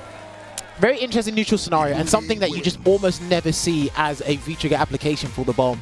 He got the first one, and he went for Heavy Rider instead of the light version to send him full screen to put out the extended version for that detonation and just to kind of control that space. If he's using it to control the space, then I have no qualms with that, to be honest with you. I have absolutely no qualms with that. That looked really good. So far, so good. Obviously, late bloomer there for CuhzlightYear, but interesting has come back. Talk to me. If you kick the bomb back, Yeah. is it yours then, or is it No. still the So players? it's not like Urian when he reflects a fireball back, it becomes his. It's not like who else? Okay, so we don't get it. Who else can you steal? There's something else you can change. Oh, it's escaped me right now. There's something else you can take and it becomes yours. Right, you can't. There you go, Cody when he swings it back with the pipe. That was it. Yeah. It's not the same as Cody's either. When you just kick around the bomb, that's it. Has he changed V-triggers? He just changed the costume. No, he changed V-triggers. Who changed V-triggers? No, look at UpChainLord's side. He's changed V-triggers in V-skill. Yeah, look. Oh, he just reversed it. Yeah. So he's at the halfway mark. I mean, you get to V-shift, you get to V-reversal more when you have that V-trigger too. Yes. And you get access to that cross-up anti-air. So those are really great things. But you also lose that Oh, the back throw. sudden death back through. Oh my god, no, he was back just back. checking if his pad was working. Oh my god, I saw what I saw, Jammers. CuhzlightYear is feeling it. It's time for UpChain to do the reverse comeback. I didn't see anything. Shouts to Shuckle for letting me know that I completely forgot that Manat can reflect things as well. My brain's just not with me today. Abigail can, yes he can if he trigger one. Well, he absorbs it. Yeah, and back heavy punch. Yeah, no, but does it completely reflect it back in V-trigger 1? Or does it... I don't remember. I think it does. Yeah. You can even reflect the whole V-trigger of Rashid, or you could at least before. Well, yeah, you could once upon a time. Once upon a time. Anyway. So now he's really got Cuz chained in because of that. Into the almost had the super, but not enough. Okay. Yes, the commando. So that is a good thing. But then again, of course, this would lose to the jump EX kunai or jump kunai. So there's still the mix-up, but at least you have a two-way mix-up instead of a cross-up, front, or EX move. So you get to some better control of the air approach, but you lose the walk speed and the comeback factor from V-Trigger 1. Yeah, but the thing is, I think a lot of these matches he hasn't really needed the comeback factor. He was controlling a lot of this stuff before it came into play. So let's see if V-Trigger 2 can accentuate his neutral game. It's already been exceptional so far. Good air-to-air. See, this is what I mean. He was already doing this before the V-Trigger. Yeah. Oh, wow. Oh, but that is such an annoying range to be hit at. That was one throw. He's in trouble. Is another. Gets the activation, V reversals. Dead. Oh, just hit at the very end. Far from that, this is birdie damage. Jammers, this isn't poison damage, this is birdie damage. Be quiet, your character still does damage, you just don't like to admit it. Oi. And remember what you got up against, that's 925 vitality, right? I think it's 925, So imagine how low that damage was. Well, Jammers. anyway, V-skill and V-trigger changed. It made a difference. Working out. Because sometimes when you do, obviously it's a fresh approach, different tools to be used in the neutral and your comeback factor, but maybe you just needed a different change in perspective on how he wanted to approach the neutral. So. Yeah, and I mean, they've been so close. They've been playing excellent. Both of them have been playing so excellent. And seeing the change might not even be it. It's just that, I mean, it did give him that round, which he anti-aired with, which was a big change. But here was that up chain. It's not really been working out that much for him, but he has had a couple of ground chains and one up chain work out. Nice anti-air with the back medium punch into the rider. Keep that corner control. He might be looking for a jump. Well, he did jump, but that's not what he wanted. All right, here he comes. And then you get some extra damage. This is 0-1 block with a double dash with no check on Cuz's side. Finds the anti-air. Right, and there's no armor, so he's got to deal with this. Yeah, I think he did the overhead. And that broke up the armor, and then he finds another one of the empty jump loads, which has been like a chink in the armor for UpChainLord. It was a dent in the armor indeed. Dent in the armor. Nice low forward. Again, I just feel it's like these pokes are helping. They're not like a super deterrent against UpChainLord's gameplay, but they add up over time. It just means that CuhzlightYear has to work 10 times harder in certain aspects, and can't really afford to make that mistake he was talking about when playing as Ibuki in general, you know? Building up that V gauge with the 10 ride. There we go. Gets a successful 10 ride this time round. Trying to be really persistent with that V skill 1 there, Cuz. Again. Oh, you see. Oh, he actually had the read there, but the great. You see that the use of V2 too. Yes. Remember what when I spoke about the matchup with you earlier? Yeah. It's so hard to choose V-triggers because one of them gives you the ability to anti-air Ibuki should you jump normally, and the other one gives you the ability to anti-air her. One mix-up will do it. Okay, messed up unfortunately. That was a good, That was a delay the rise. tumbleweed mix-up. Oh, and he still got him anyway with the perfectly timed jump with the EX kunai to try and stop the low chain and V-trigger too. I think that's going to be a detriment to him, UpChainLord, if he keeps doing that. If he assumes that CuhzlightYear is going to stay on the ground when he's got kunai available and meter, you cannot haphazardly just throw the chain to try and catch him. He will jump, and I think for the most part, a lot of these moves you can jump on reaction, which is why UpChainLord is throwing the up chain half the time to trick him into jumping. Ooh, no conversion on that with punish though. Finds another jump in. He's really found the perfect timing and spacing for those jump ins, I feel, Jammers, and it's been a big change for him because on the ground, UpChainLord, as you can see, has been immaculate. But the air mix-ups from CuhzlightYear has just been so good at getting the momentum back for him. Yes, indeed, that is correct from Veggie again, our birdie expert. Yeah, that doesn't work from that range anyway. If it was a little bit closer, I would have given it to you. Try to stop the armor. But now though, he actually got him with the stand fierce to the low, but he's trying to stop and the stand fierce, no way, he's trying to activate after the stand heavy punch, and UpChainLord probably smelt it, going into that mid chain for the counter hit conversion and the kill. Definitely great awareness on UpChainLord's side.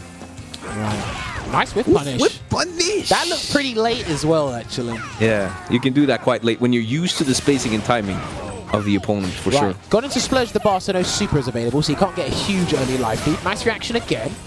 That travels further than I thought it did. Overhead. Here it comes. Here we begin. Another tech. That was a great check, but no conversion on the check. Reaction again. Nice. Uses the V-trigger though, so now you need to get a big hit. But I mean, a stand fierce now should kill.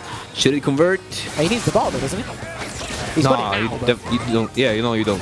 Okay. One stand fierce as this will be like 400 damage, 389. Oh, he's trying to shimmy in. No dice. That's going to be dead though. And he splurges all the resources to take that round and take it to a final round in this next game. UpChainLord's looking to make it 6 apiece, but CuhzlightYear is looking nice to kind of strengthen that lead. Oh, nice block. I would have crouched medium pressure and lost the round already. That was great patience from UpChainLord. He's really good at not anti-airing at the wrong angle. He's been good at blocking and air-to-airing a lot. I think that's really impressive parts that he's shown in this matchup. Of course. As well as his, the Cuz now a lot more confident in just staying there, you know, just sitting there. Back throw. Oh, UpChainLord, you have to make this count. All right, anti-air. I think he tried to do a delayed attack as well. And he's dead. Yeah, that's dead. We're looking at 6 apiece here. Ladies and gentlemen, this is what we're talking about. Veggie said you got the choices. The V-triggers do the business. Now what happens is, because this V-trigger's here, he identified that CuhzlightYear is jumping a bit too much. I'm going to capitalize on at least 50% when I got the right resources. Now all this forced CuhzlightYear to stay on the grind and allow him to win from there. This is where the mind game really happens. And it's very interesting to see because I wonder if CuhzlightYear is going to be deterred from jumping, or will he still be stubborn? Will he still be adamant on landing that EX kunai? I think he should jump with the kunais when V-trigger 2 is there, and then be more like accepting that you might get EX horned. Yeah. He might have been thinking that UpChainLord was in the next layer going to try to like EX horn when he had V-trigger 2. I mean, it's a mix-up, but the risk reward is really in Birdie's side when it comes to that normal jump at that point. But now again, the activation has been done, so Cuz can kind of like jump in more freely. But on the ground now, he's hit away from guess for game, so I think we'll see a slow down pace. Oh, he tries to get that sweep too far. Alright, tools him in with the chain, gets hit with the overhead, activates off of the medium kick again. Here comes the mix-up. Oh, good block. That was fantastic. That was absolutely fantastic. But he still... That was a great chase down, yeah. Yeah, he still lost the round there after blocking that V-trigger 1 mix-up there. Excellent chase down. Nice answer from UpChainLord. Almost has another bar. Has not really gotten to use V-skill 1 a single time, I believe. Yeah. It is a V-skill that's really hard to get out. Nice back throw. Well, again, because he doesn't want to get jumped in on in the kunai, right? So Yeah. The double dash throw though. sometimes And you is gotta this do what it, is this what he's gonna be capitalizing on? Going more in on the ground. There's the activation though. Any Come hit on, now? Grab, not dead. Because it's not feature the one. Yeah. Yeah. One would have been Oh. close to that. No punish though. Good block, and he had to risk it for the chocolate biscuit. He chased it No down. way, I don't know what is he's going doing. on? I have no idea what he's doing. Maybe What he on was just earth feeling it. that? That's his up chain? Up kicks? Up kick lord? Is that the new guy? We'll ask him, but I don't know if that was the intention there. That was a bit weird. Might have been like missed the quarter circle forward, got the DP motion instead. Core circle forward, what? Look, Command dash. For the Yoki. I guess. Maybe? Give the benefit of the doubt, I suppose. Yeah. It's reset though. 6-6, 1-1. This is an extremely close match. Nice stoppage. Finds the activation. There it is, there's a can, he's going to rock him into it. Yeah, you have to hit it. Oh, wow, it did hit. Ooh. I think he didn't know which side it landed on, so. That was really good though. He's dead. Yeah, he's dead. He's definitely most like this. So now I see the V-skill 1 pick. For the activations, you get in the V-skill 1, right? Yeah. Wow. You get that one good V-skill can. So that's good. I feel similar to you. I feel he's UpChainLord. Like he's very expressive with the birdie. Like he's obviously using the entire V system, having some fun. He's also obviously showing you what is his style of birdie, which is great to see. And he's also playing the matchup how it's supposed to be played. So it's actually really cool to see how adaptable and versatile he can be in a matchup like Definitely. this. But yes, hopefully you guys are enjoying the show as much as we are here. A very close set. It's hard to call it a winner here because these guys just going back and forth and making it as entertaining every second of the way. Birdie versus Ibuki. We've already seen somebody change their V-skill and V-trigger. Will CuhzlightYear go to Makabishi, the V-skill 2? Or will he bring out that shuriken? I doubt we're going to see the shuriken because it is 0%. I think he'd like to keep that number. It's a nice number in some stats. I mean, against Birdie, I think the V-Trigger 2 is better as you get like 2 opportunities for an activation. It's a roll with punish. Yeah, but it's the V-skill change. Right, that's so interesting. What he's going to do, because he can't use 10 by Liberty because he gets countered by EX Bullhorn, if he does get the knockdown successfully, he's just going to put the cow chops down and UpChainLord, unless he's super familiar with CuhzlightYear's V-skill 2 setups, you're about to see some stuff with the cow chops you probably haven't seen before. Yeah. But more comfortability though. Less to look out for, I guess, for UpChainLord. So there's that, but there's just jump chase down, that ninja jump chase down. Oh, the raw V-skill. Was probably thinking he still had the other V-skill, right? But it worked out anyway. Right, there's a cow chop. That's fine. Yeah, and the cow chop can lock you in place. Yeah, see? There. So, because he kicked it, it's still active. Good check. No conversion though. Because UpChainLord has that V-trigger ready. Jumping can be dangerous. Keep it there. Yeah. Kick it. It doesn't go that far when you kick it though, so. Got the forwards. Chipping away at his life. Got him little with the by little, pull that was a good Get some one. Oki as well. To get a clean hit, and CuhzlightYear can't jump too close. He's got to be far away. Oh, he's dead. He definitely does, but he has the activation, and it's a reset on the hit. I think he must have missed the combo. Works out either way though. I think the timing of the slide is the difficult part. Oh, he got it right at the start. He got Heavy star upset. one. Ooh, he's just looking at him. dude. Oh, that wow. You should not have done that taunt right now. Yeah, you because like you were giving away 20% of your life, or maybe even more. Oh dear. Oh, it's my God! Oh, for that taunt. Oh wow. Oh, he missed up his sequence. He dropped something again. Yeah. These guys are the best. They really are. So do you know expressive. What he's going to say? I tried to view reverse, so it came out as a taunt. I mean, he might. He has used the reversal though, so CuhzlightYear can definitely try to get out with a jump. Too many jabs. Oh, okay. He really. Oh, I think he probably did the wrong move because he put the kunai, but that should be the game. Yep. And there definitely is. It was a great start to that round. CuhzlightYear with the up chain, but then he went into the taunt directly after, and he cost him the entire round. That is the momentum that CuhzlightYear can bring to a battle. This is how it goes, I'm afraid. It's like when you get too into your stride, you may slip on a banana peel, and your opponent might overtake you. Heck, they might catch up to you. We'll see. But yeah, Nice it's a counter basically conversion. it is a race to 3. If I've got the numbers right, the score should be 7-7. Yes, that's what it says up there. Damn, and I'm losing track of time and the score. But it should be 7 apiece. Oh, unfortunate for CuhzlightYear. He had the hit, but didn't believe. So there's another chance for CuhzlightYear. It's been a while since the heavies have been working out, but they're working out again. Oh, good out counter up there. Stop the ball, Revenger.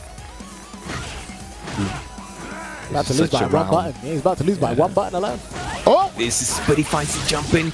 This is it. What a jump out. Yeah. And what a reaction. Being ready after all of that messy. That was really good. And you know what? That actually takes a lot of situational awareness and patience, right? Because when you jump out of something, the immediate answer for a lot of opponents is to jump back. Like, immediately to jump back. So the fact that he waited and snuffed that out was brilliant play there from UpChainLord. Wow, what a walk-up throw. Finds the tech. Good check. No conversion though from UpChain. I just want to save his meter. Slides under the heavy kick. He is being so resilient with these lights to make sure CuhzlightYear is not in throw distance, but he gets to throw anyway because the cow chop allowed it. And he's out. What a jump out. Actually got the medium kick from there. Cow chop. This is the cow drop. He can kick it. Now I know the name. He can kick it. Oh my days. Could he have blocked? Who knows? There's a kunai. It's a banana. First time. Finds the low. What's he Finds doing? another one. What is he doing? Oh, the bait! The bait! He did that. He literally did that 30 seconds before it even came out. Oh my days. He didn't want to deal with no wake up crouch medium kick, whatever mix up from that DP. He just backdashed. Just the pure bait. Yeah, he just backdashed, got out of there. Took me back to the Street Fighter 4 days, you know, when people backdashed on the opponent's wake up. If they predicted that DP FUTs, right? And listen, he said he's a very read-based. He's all about that psychological warfare, getting your head, staying in your head rent-free without even trying. I mean, that taunt put him in a bit of trouble. What is going on? Yeah, it really did. That put him in a bit of trouble, but damn, this is actually pretty cool to see. I'm not gonna lie.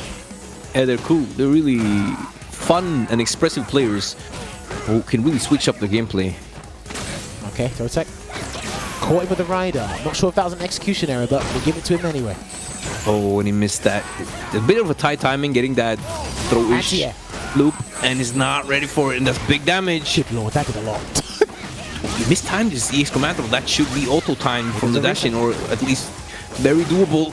Another one! Oh, he caught him and he gets Another on this one. and he's got no meter! Oh, what a great! Where's the kunai? Why did he release the kunai? The pace was amazing. Hang on. And then to actually DP after. No, don't run away. Now you're letting it slide on you. Wait, when does that stop rolling? What the hell? What? Oh yeah, when you smack it with a low chain, It doesn't leave. That's what you're trying to say. It just doesn't leave. No, it does leave. Yeah, but it did, but it took too long. Yeah. It took too long Yeah, for yeah. my liking. I mean, what can I say? Throw tech. What can I say, Jammers? Oh, another one of those up chains. But he's doing it in a lot of places where Cuz just isn't ready to punish properly. Listen, that change with the when the V-Trigger 2 can knock the can, that's been there since the V-Trigger 2 came into the game. That's been there for years. You just never see it. You just never see it. It's rarely utilized. And you don't see Birdie anymore, so that counts. That's true. Wake up buttons. Here comes a reset. Overhead. Oh, He's got one more finds the bomb. He's got one more bomb, Peggy. He definitely does. Oh, he did the kunai. Tried to DP through it, but I don't know. Yeah, Maybe- I'm not sure about. I don't know if that works. No, It was a nice try, though. I'm not sure if he wanted to. I think if he recovered in time, if that's what he thought. He lost the bar. Oh, finds another one of those revenge trips and he's hit on the recovery frames there. Oh, this is strong. UpChain is running away with it again right now. He's really slowed down. Cuz does not want to give him that last game lead. Here comes the pressure. Here comes the guesses. Try the heavy kick. What? The empty jump low again. He remembers. Okay, gets the anti-air. Oh, another one. That was a ball hit. That was a ball hit. It definitely was. must have Now, if you jump, you will lose. If you do a regular jump, finds that activation though. Banana is there. Watch your feet. Watch your feet. He actually can't do anything because EX Bullhorn on reaction will work. Oh, Okay, that's fine.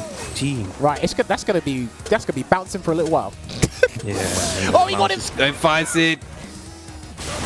He has to block. He has to punish. Yeah, he has to hold this. Oh yeah, that's true. Because I wasn't really watching like you were. What's it gonna be? All that work for no damage, as I like to say. Yeah, he tried. Oh my God, no! Sneeze. Oh! was suddenly so close. I don't know what happened. How did he get back in it? That was amazing. How did he get back in that round? CuhzlightYear never gives up.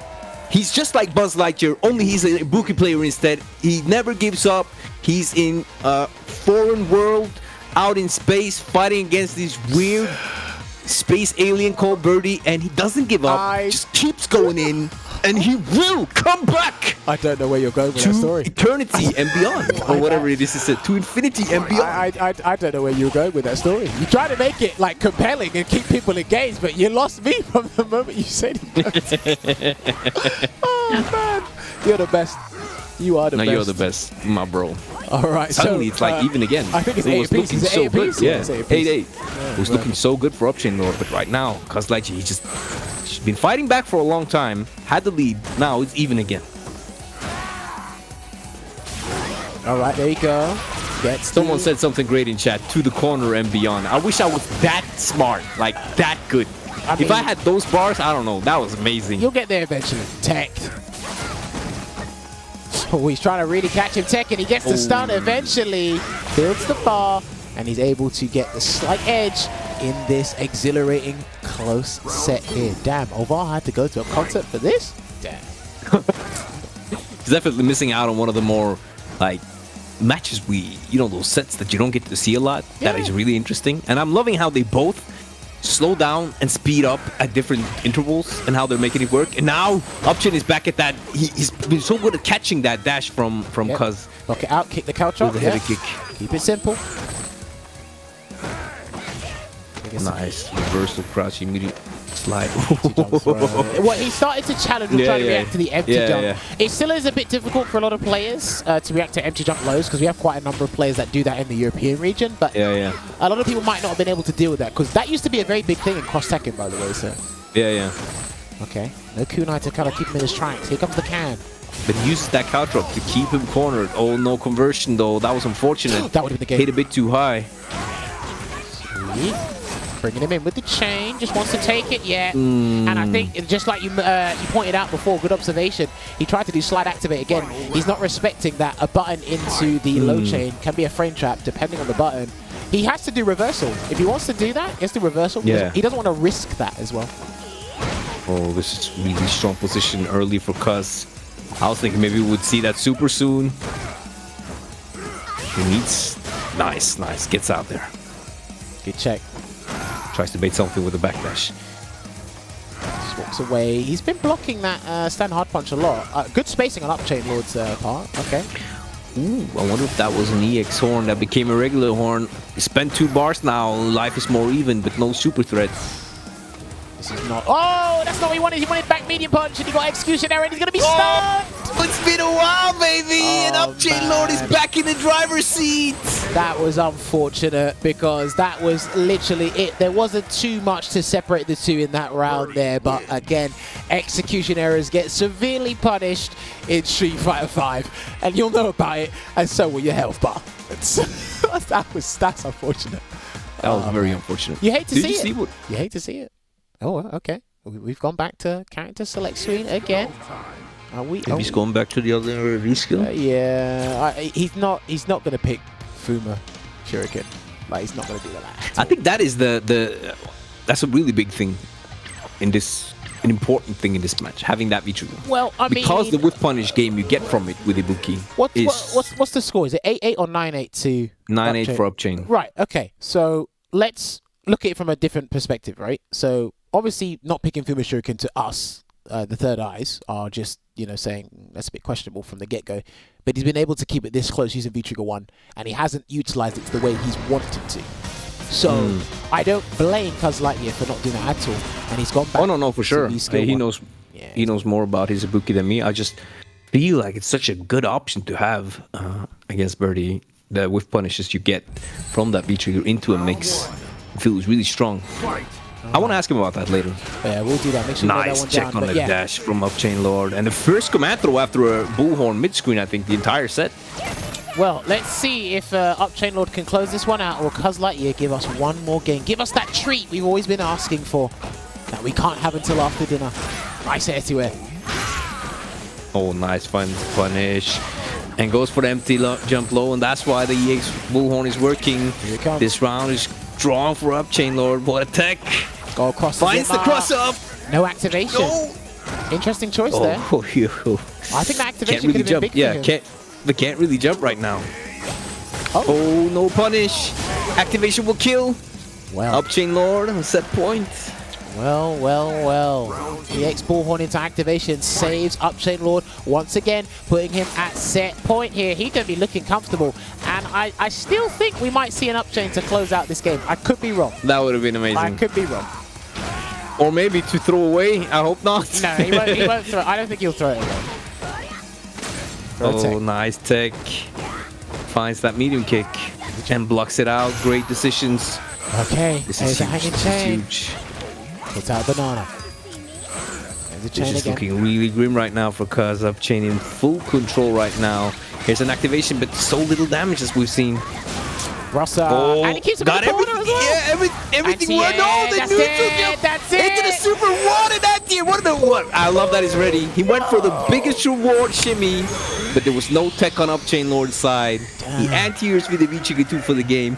You can see now why it's hard to decide. Well, all right. I tell you what, it was the patience, the optimization. It was, of course, the expression. You can see it there in UpChainLord's gameplay. Let me see it in the chat, ladies and gentlemen. GG's in it. I want to see it because this was great to see. Like I said, a matchup that is almost non-existent. We got to see it in full effect in a first to 10. And damn, was it pretty close. Because I tell you what, you're never going to see it again. You can only see it here exclusively on this show, twitch.tv/CatConFiles. Let everybody know this. Tune in on the Tuesday show. Only because you get the most unique, unorthodox matchups here. But what we are going to do, we're going to take a time out because I want to make sure these guys are back with us and ready to go for more interviews and more questions to be asked regarding that matchup. So give yourself 5 minutes and we'll be back with the guys in the chat. See you in a bit.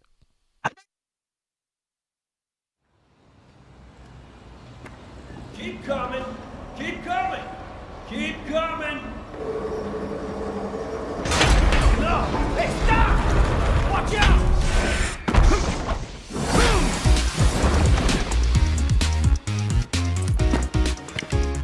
Safety first, bud.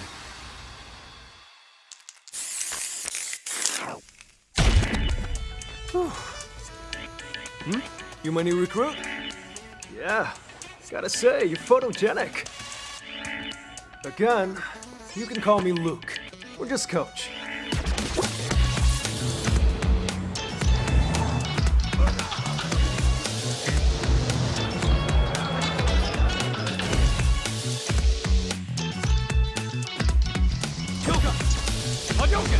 Spinning bird kick. Game fight! Rising uppercut. Spinning bird kick. Gotcha! Shoryuken. Watch this. Sonic Boom! Level up! Now then.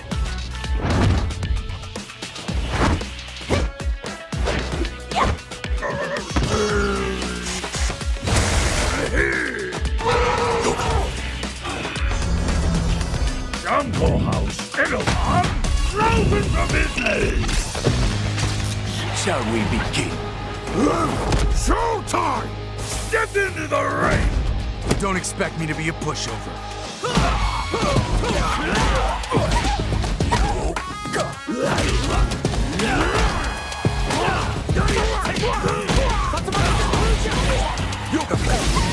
I'm so strong!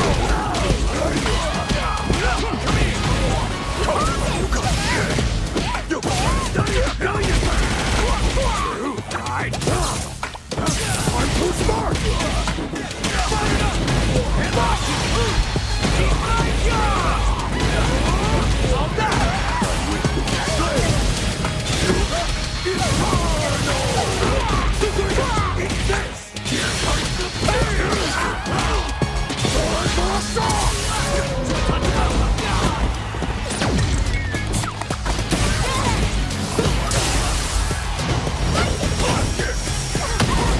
Give me a foot!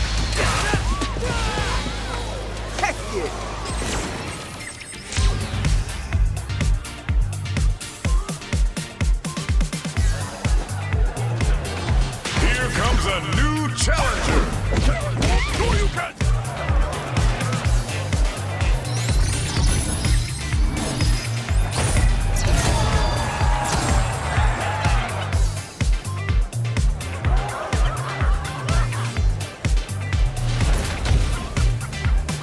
Cut it down.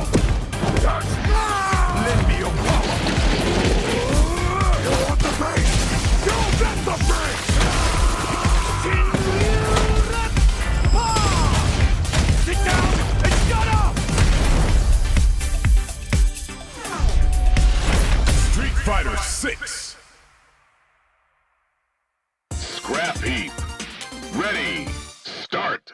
Hadouken! Shoryuken! Tatsumaki Hadouken!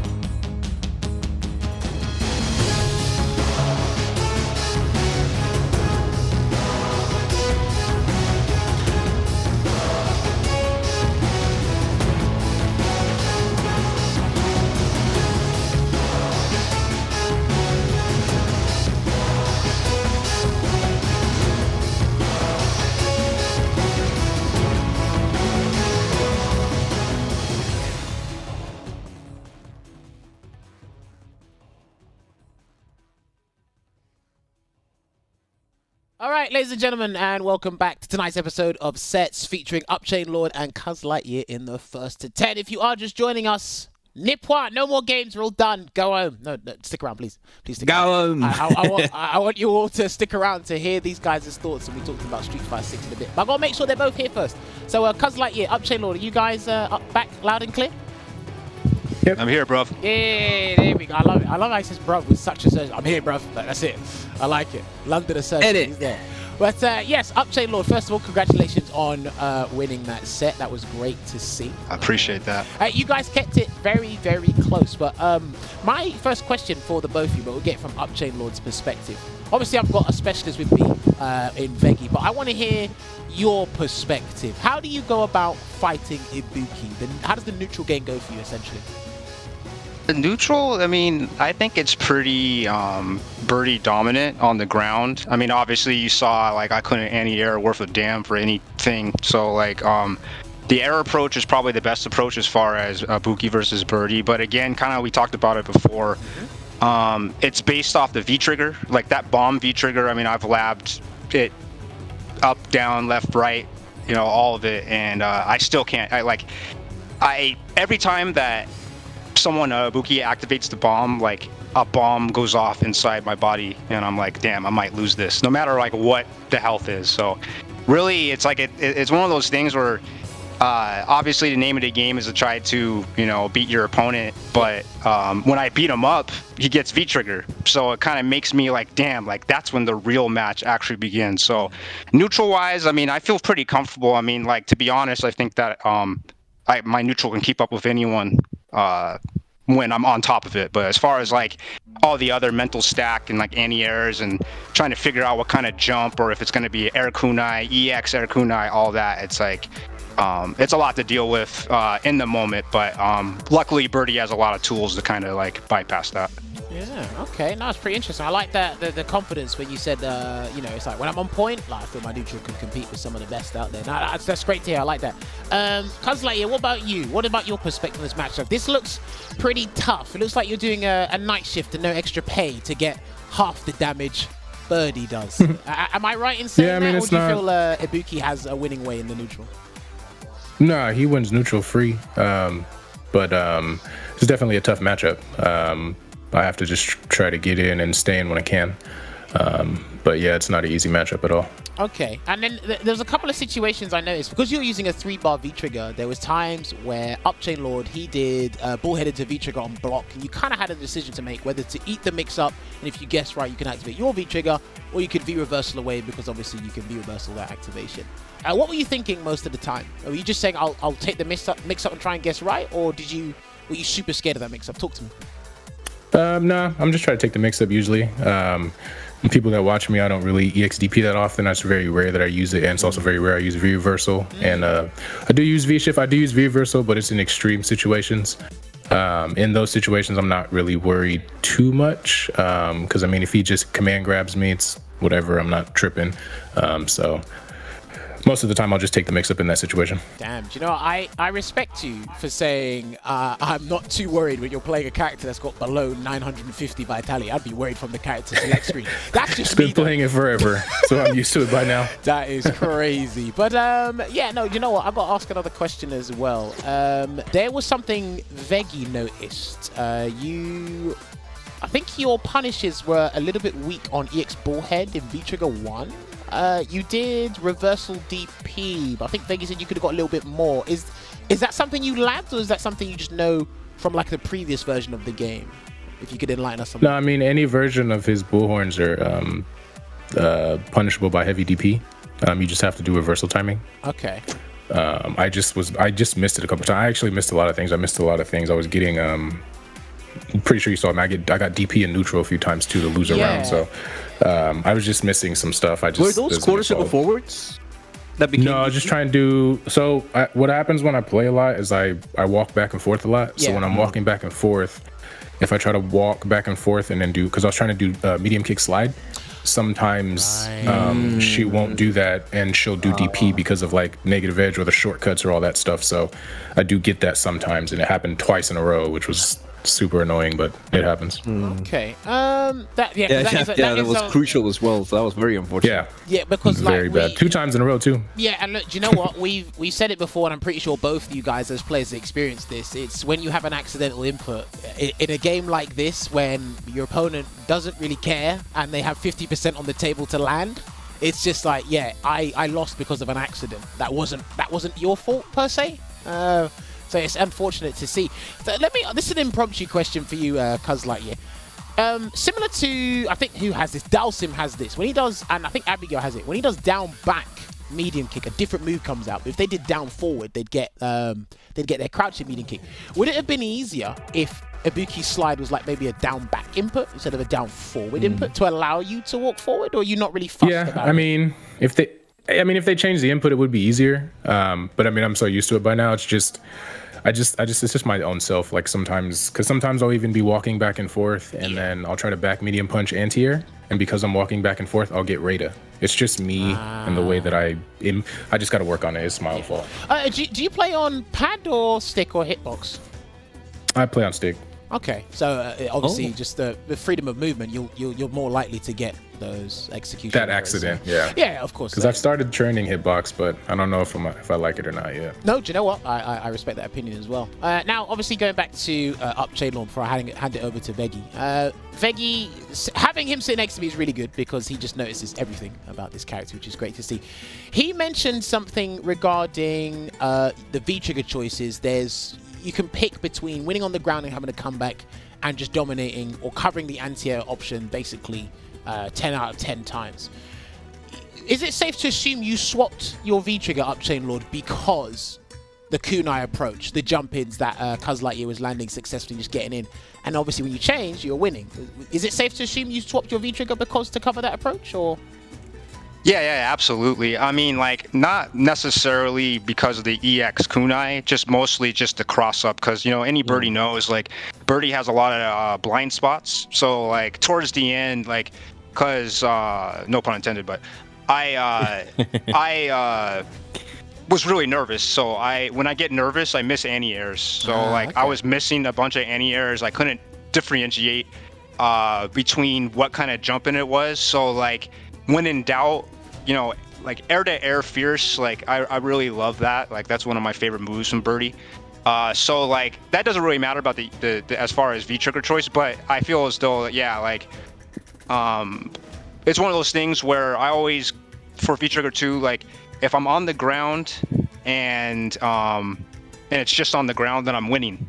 But if they jump, then all it takes is one time. So you know, because that's like 400, 500. Yeah. So that to me, yeah, the V trigger is just and also it's 2 bars. You know, I'm pretty liberal as far as like V reversals, V shifts. You know, I don't really V shift as much because I kind of forget the mechanics in the game sometimes. But like, to be honest, like, you know, like to me, I would rather, you know, try to, you know, birdie.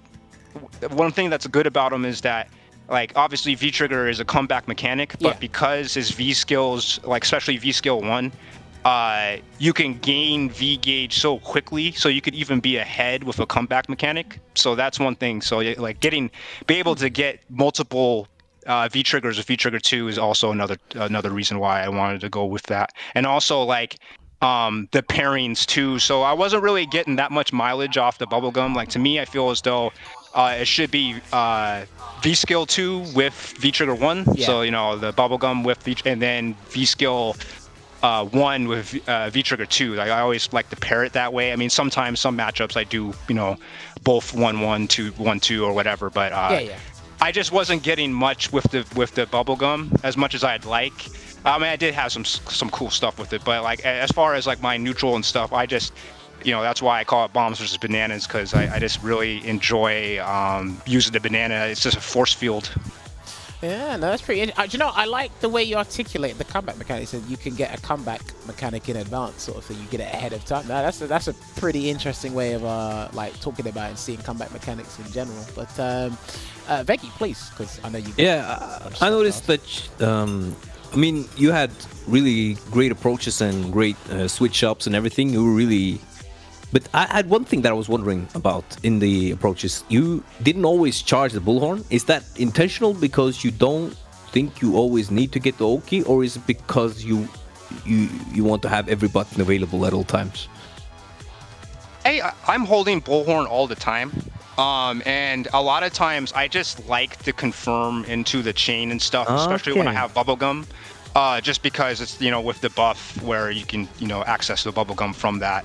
A lot of it is just muscle memory of basing it off of that. And also a lot of times, like, you know, I'm not the best with, you know, we call it the rule of Gotti, shout out to Gotti, as far as like stand light kick, you know, that meaty, you know, like my meaties aren't that good, and especially online, where I have to think about so many other different factors. I sacrifice my Oki a lot just so I can get setups and try to. I prefer the space, you know. Yeah, I understand. So you'd rather have the space and not deal with the meaty timing, quick rise, back rise. And I mean, it was working out for you with the medium kick chain. I think you also got the V-skill 1 out. I'm not sure if... Do you know if Ibuki can punish if you throw the V-skill 1 out after the medium kick chain, or is that just like a go-to for us? I think it's More just flowchart on my part, but I feel as though probably, I mean, Cuz probably would know what better than me. Yeah. Honestly, don't really. Because I don't really know that either. Cuz, I think you've done it a couple of times, probably not in that specific situation, but when you see Birdie just use V-skill 1 from full screen, is it only the regular kunai that can connect, or can you get an EX kunai for the explosion and close the gap? It just depends on how close I am to him. Okay, fair. No, that's Yeah, that's completely so after the MK chain though, medium kick chain, like which is full screen afterwards. Full screen? Yeah. No, full screen, no, I can't do anything. I mean, I could just throw like a regular kunai, but it's not worth it. Yeah. If it's a little bit closer, I can do command dash, but nobody's doing it that close. So. Yeah, okay. That's fair.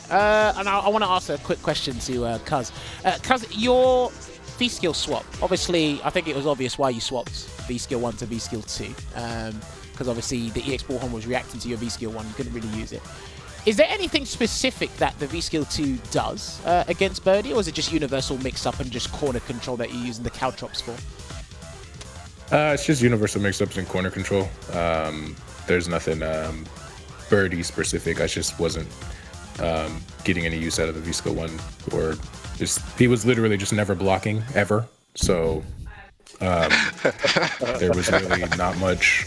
So now that I know that he plays like that, I'll be fine. I'll hit the lab, but I just didn't expect him to play to that extent like that, like just complete never ever blocking. But he won, so we'll see how it goes. I mean, I'm sure we could. I mean, we could check the tapes. I mean, you know, you could always put on the inputs. I'm sure there's a few down backs in here and there, but I mean, it's just, to me, my philosophy is, it's like, you know, of course I'm gonna do whatever to win, but like, as I was saying before, like, I'm playing, you know, a player that is above my level, so I have to do whatever it takes to make up for the gaps, and part of it is just, you know, playing like an ape. And then, but it's like, but I understand, it's not like I'm doing things where I don't understand what the consequences are. It's just, you know, as my guy, Dr. Danny Pham always says, you live by the read, die by the read. It's just reads. It's Well, just I guesses. mean, like, I could see I mean, some of those I whole- wouldn't call reads for the most part. Some of them were, some of them just literally on an air reset, you EX something every single time. So that's not a read. You're just doing it because you don't want to block or deal with the mix-up or the throw or whatever I'm going to do in that situation. Well, I'm reading the button, but of course, but I forget that you, you know, you always do back medium punch with every single string. So I keep forgetting that, you know, or Every grab. string? So I mean, like, every string. I did back medium we punch can to check cover your EX moves. So That's the only reason I did it. So wait, hang on. Let me interject there real quick. CuhzlightYear, is back medium punch guaranteed every time against the EX Bullhorn? Is that specifically what it's on there? wake up? On wake up, yeah. On wake up, if he does any EX move, it's 2 hits, so it knocks him out. Okay. So that's why I definitely didn't do it every time. But do you Yeah, I get can a do stand conversion? light kick. Yeah, I can do stand light kick into Rada or DP. Okay. Even on regular hits. So like if he doesn't do anything, but he just gets hit with 2 of the back medium punches, I can still do stand light kick into whatever. Okay. No, because obviously I don't see this matchup because I rarely see these characters. I only see Veggie playing Birdie because he's just foolish to keep playing this character. But hey, here we are. But I learned something new today with the back medium punch, and Veggie did identify that as well. Speaking of like reads and not reads, UpChainLord, you managed to land you managed to live up to your name at one point. You did land an UpChain. Do you never feel afraid that someone's just going to take 50% off you for doing that? Because I think there was at one point, I think CuhzlightYear wasn't ready, but you did UpChain. I think you closed the gap, but you couldn't quite get punished. Are you ever afraid of someone just landing 50% and then you're never going to do it again, or are you just going to keep doing it? Well, the way I look at it, it's like so if the weatherman says, "Oh, there's a 80% chance of it to rain in Seattle," Right. and it doesn't rain, he's not wrong.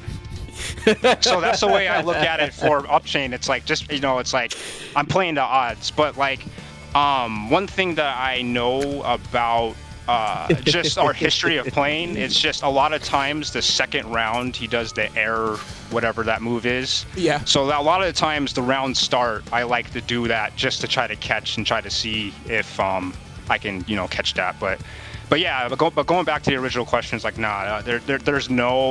there's nothing in me that makes me afraid of anything in this game. Okay, I'll definitely keep that in mind. Not even Dawson, UpChainLord? I mean, Okay, well, that's not fear. That's like hatred and like disgust and like wanting to like do something to the developers and stuff. But that's a different conversation, of course. that is definitely a different conversation. Now Yes. there was something. Where did it happen? You did a taunt at one point, UpChainLord. Yes. I'll tell you. Okay. No. So UpChainLord did the Okay. backdash or just heavy chain early, and it landed. And he was like in a commanding position, so he did the taunt, and then he lost it. Was that taunt intentional or? Yes and no. Sometimes I use taunt to charge Bullhorn, EX Bullhorn. Okay. But I have in the past have said that I think that they should make it so UpChain and taunt is a real string. I think that'd be really funny, as a homage to, getting the read off. And, going back to what you were saying about like being afraid to use it, and it's just like as a whole, like Cuz has my number and is a better player than me, but I wanted to have fun and I wanted to, say if I'm gonna, cause like I really was nervous and scared about losing. Like I thought I was gonna get smoked, when he was making the comeback. So I was like, I better, because who knows, they might not want to have me back, or I may not ever get an opportunity to do this again. So I might as well have some fun, at least create some dialogue and whatnot. Well, I really enjoyed this episode. The banter in game that we were seeing was really great. Like how you would start with the teabag or taunt, and then when Cuz was getting in that dominating position, he would just like let you know with the slow bags, and it was like great back and forth conversation between you. In the game, so I was wondering if you guys were like friends for a long time, because it almost looked that way in a conversation you were kind of having while playing the game. But I do hear you a lot like saying that you don't think you will get the opportunity. I think you play really great, and I think that if you could just get more confidence in your play, you'll probably get to play more like yourself at all the time. Because you said, what was it you said when you came into the chat again, that you were nervous about throwing it away or something because you feel like you always come just short when you're at these positions? I mean, it's just one of those things where it's like when I play at my best, I feel as though I am generally one of the best birdies in the world and one of the best in the world, not even just the West Coast, when I play my best. But how often I can get to that level, it's a consistency thing. So like, I'm just not consistent when it comes to tournament time. A lot of it had to do with, seeking validation, thinking that I can be someone better, or because I really enjoy and I love Street Fighter V. It's kind of going back to like the teabagging and the taunt and stuff. It's because it's out of respect. Like to me, like I've always it's endearment on my part, because I'm a very like chill like polite person in real life, but in the game, like I have no friends. But like inside the game, even like I was explaining before, I have an identical twin brother. Shout out to Miles. And even when we play, we're like talking smack to each other, and I'm just like I'll like shimmy him and he won't grab, and I'm like, do you even understand that's an option? Do you understand there's a game? And then like I'll like. I'll grab him and I'll try to grab him and he'll tech, and that's that like twin Yomi stuff. But kind of went on a tangent there. But what I'm really trying to say is just that when I get the opportunities, I need to be able to step up, because there's so many people that are so good. But for the World Warrior and stuff, I didn't play well, and obviously Capcom Cup is the pinnacle and stuff like that. So but now I'm having more fun, and I'm just not focused on I'm focused more on the game instead of like trying to like make something of myself from it. I don't know if that makes sense, No, but like I get what you're coming from. we put a lot of like when you put a lot of time in something, you kind of sit there and you realize it's like, well, it's kind of like talking about the Warlord thing. It's like it doesn't, you know, it doesn't mean anything. It's not like once you get Warlord, like someone opens your door. It's like, yeah, here's that $1 million, Warlord Birdie. You know, like it's not like that happens or anything like that. It's just kind of solidifies that the time that you put in, you actually, you know, demonstrated that you know how to play the game. No, I totally get where you're coming from, and being consistent at the highest level is not just hard for you, it's hard for everyone. With games these days, I'm pretty sure everyone here can agree, with games these days, if you stop playing for a day, you feel like you've missed a year of work. You really do. And it's like, what happened? Nothing happened. It's just you decided to take a break, and the next guy was grinding for 8 to 12 hours or whatever. Also, when you're talking about seeking validation, you've probably heard this. You've been around for a little while now. You've probably heard it. I'm going to say it again. I'm going to be the big bad wolf. You need to stop seeking validation because you're not going to find it anywhere. You need to do things. Yeah, and that's the thing. That's like when I transitioned into not feeling that way, I played a lot better, and I was a lot better, you know, because like if you're seeking validation through playing a freaking video game, then it's like the people that you're going to get validation from, you probably, you know, it's not really necessarily, you know, like it's going to enrich your life that much. It's just, to me, like I just really enjoy playing, you know, the game, and I enjoy playing Birdie, and I just want to be on the Mount Rushmore of birdies when it's all said and done. No, you know, I respect that. I like that you say that with your chest as well. I want to go back to CuhzlightYear real quick, because like this set was pretty close, and despite there being a lot of like struggles for Ibuki in this matchup, I still feel you kept it like you're fighting tooth and nail. The corner game, when you obviously trapped Birdie, because obviously UpChainLord was doing a lot of wake up, or not a lot, he did a few wake up command grabs, he was able to guess right.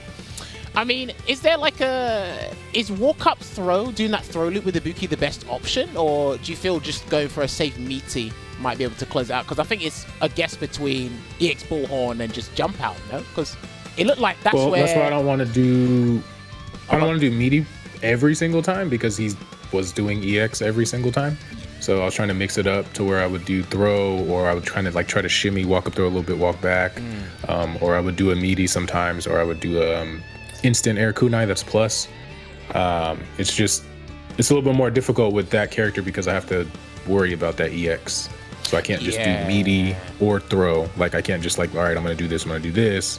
I have to pay attention to his meter once I knock him down, pay attention to his habits, if he's getting scared because I have him in the corner, things along those lines. So because most of the time he was also doing wake up jump out of the corner because he's probably thinking I'm going to do an overhead. So he was just doing things based off of us playing in ranked often and paying attention to my frequency. So I just had to change a little bit after that. Okay. No, again, like you kept it close. It's just a couple of execution errors and reads on his part. Yeah, man. Now, a lot of bad errors. This is more of like a specific question. I don't know if Ibuki can Ibuki whiff punish Birdie? Like, does it feel right doing that? Or do you understand what I mean? It's kind of hard to explain, but I think you know what I mean. Yeah, it's a little difficult. So I don't know exactly his moves, but the one where he puts his two hands and like swings down. Stand hard punch, yeah. That I can whiff punish. It's just hard to space him out of that range. I did it a few times. It's just hard to space him to where I don't block it and like get hit with the tip of it. And then his medium buttons are also kind of difficult to punish because it's a spacing thing. So I can do it. It's just difficult because sometimes if I get stuffed, then I eat that medium punch into whatever he's doing, buffering. So it's just a little bit more difficult with that character because my best whiff punishing button is standing heavy punch, but it's not super fast. So that's why most of the time with him I would just do sweep. Okay, no, that's good. This is why I think that maybe you should look into V-Trigger 2 just for this matchup, because I feel like that can be used just like a raw whip punish or crouch medium punch into V-Trigger, and just like to make the whiffs maybe scarier. I mean, I'm not the Ibuki player, you are, but I just feel like V-Trigger 2 can, like, in this specific matchup might be like efficient because you get that scare factor at the 2 bars for the whiffs. I don't know. No. Definitely something to think about because I don't normally usually have this much issue with Birdie for the most part. So that's why I didn't switch or anything or even like come think about that. But now that I had to deal with that, I will consider. Yeah, because like obviously when you do throw the shuriken, it's unskilled damage. If you've got 2 bars, you're going to be landing 350 to 400 depending on the optimization there. But yeah, it's definitely something to consider. Would you consider, if you're not going to change and pick the shuriken, would you consider picking another character in a 1st to 10 against Birdie, CuhzlightYear? Maybe. I mean, I'm gonna go to the lab and figure out how to hit people when they're not blocking, and then after that, I will see if it's something I can do or if I just have to swap, because it's not a good match, like I had mentioned earlier. But for the most part, I have pretty good neutral with her. That's kind of why I win a lot, because not a lot of people have neutral with Ibuki. So when I play people, they don't know what to do. Right. But it's something I got to think about, because there's a lot of stuff I was having trouble with that I couldn't come up with on the fly as fast to try to figure out how to deal with it. No. Okay, fair play. It's good that you got the answer for that. Vega, you got any more SF5 related questions before we move on to SF6 related ones? I think we've kind of like filled our cup with SF5. I mean, I could ask a bit more about the character and stuff, but I'm more interested in hearing about their perspective on Street Fighter 6, as I think they might have both played the beta. Yeah, are we right in assuming that both of you played the SF6 beta? Yeah. Yeah, that's right. All right, perfect. So I'll get CuhzlightYear's opinion on this first. So CuhzlightYear, who did you play in the beta, and what were your overall thoughts on how the game is looking so far? So I played Kimberly, closest thing to kind of Ibuki. She's not Ibuki at all, but it's the closest thing. And then as far as the game goes, I think it's really great. It's really fun. It's something new. The netcode so far is insane, better than 5. Like, it's really, really good. It's similar to it's like improving over from 4 to 5, and then from 5 to 6 it's just getting a lot better. So I'm super excited about the netcode in 6. And then the gameplay itself, there's some stuff that's kind of weird, like the drive impact. I'm pretty sure a lot of people were talking about, and the canceling that overheads into being plus is also a little weird. But we didn't have the game long enough to like flesh out everything. So, but the time I did have with it, it was really fun. I played for like as long as I possibly could. Yeah, okay. You haven't had that experience in a while with the fighting game, so you definitely were relishing in that moment there. Yep. So, UpChainLord, what about you? Which character did you play, and what were your initial thoughts on just playing Street Fighter 6 from the beta? What character do you think I played? I don't know. Luke? No, I played Ken Masters. Okay. Down bad Ken. Okay. That's quite a different... Okay, yeah. Well, I love Ken as a character, always. So, like, I just, like...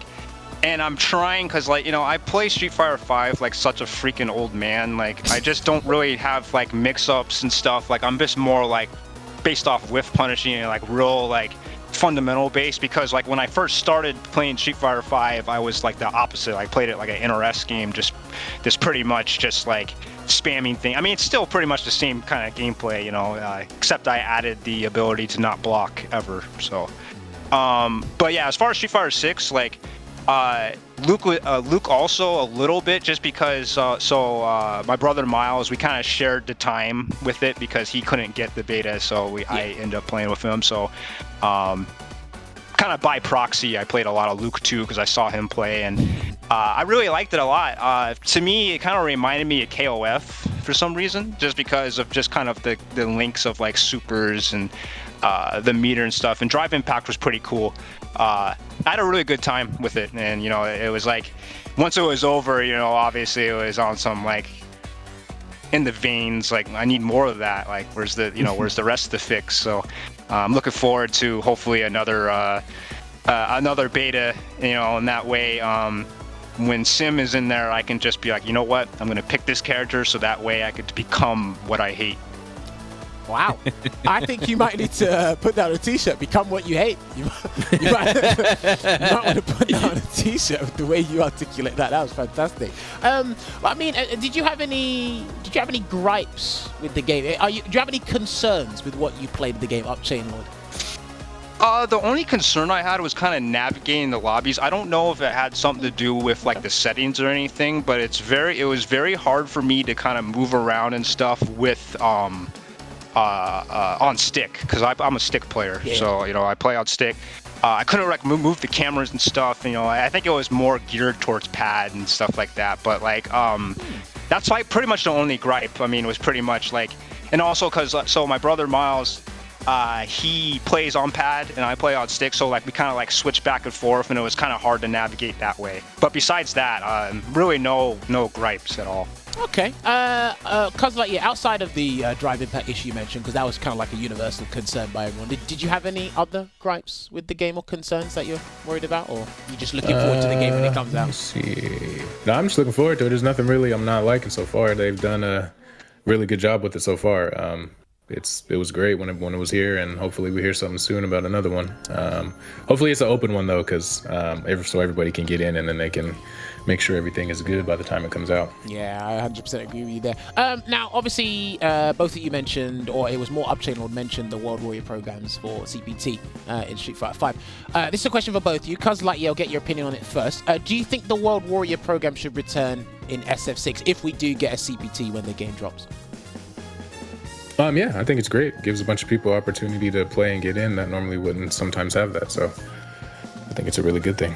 Okay. I hope it comes back. Fair play. UpChainLord, what about you? Would you like the World Warrior program to return in SF6, or do you think it should be just staying with SF5? Oh, absolutely. Kind of to, couple it with what was just said. I think the more opportunities to get people, because, it's not always, some people have lives, people have different things. It's not always, easy to get free on a Saturday or whatever. So having multiple options to be able to get into the cup, that's always a good thing.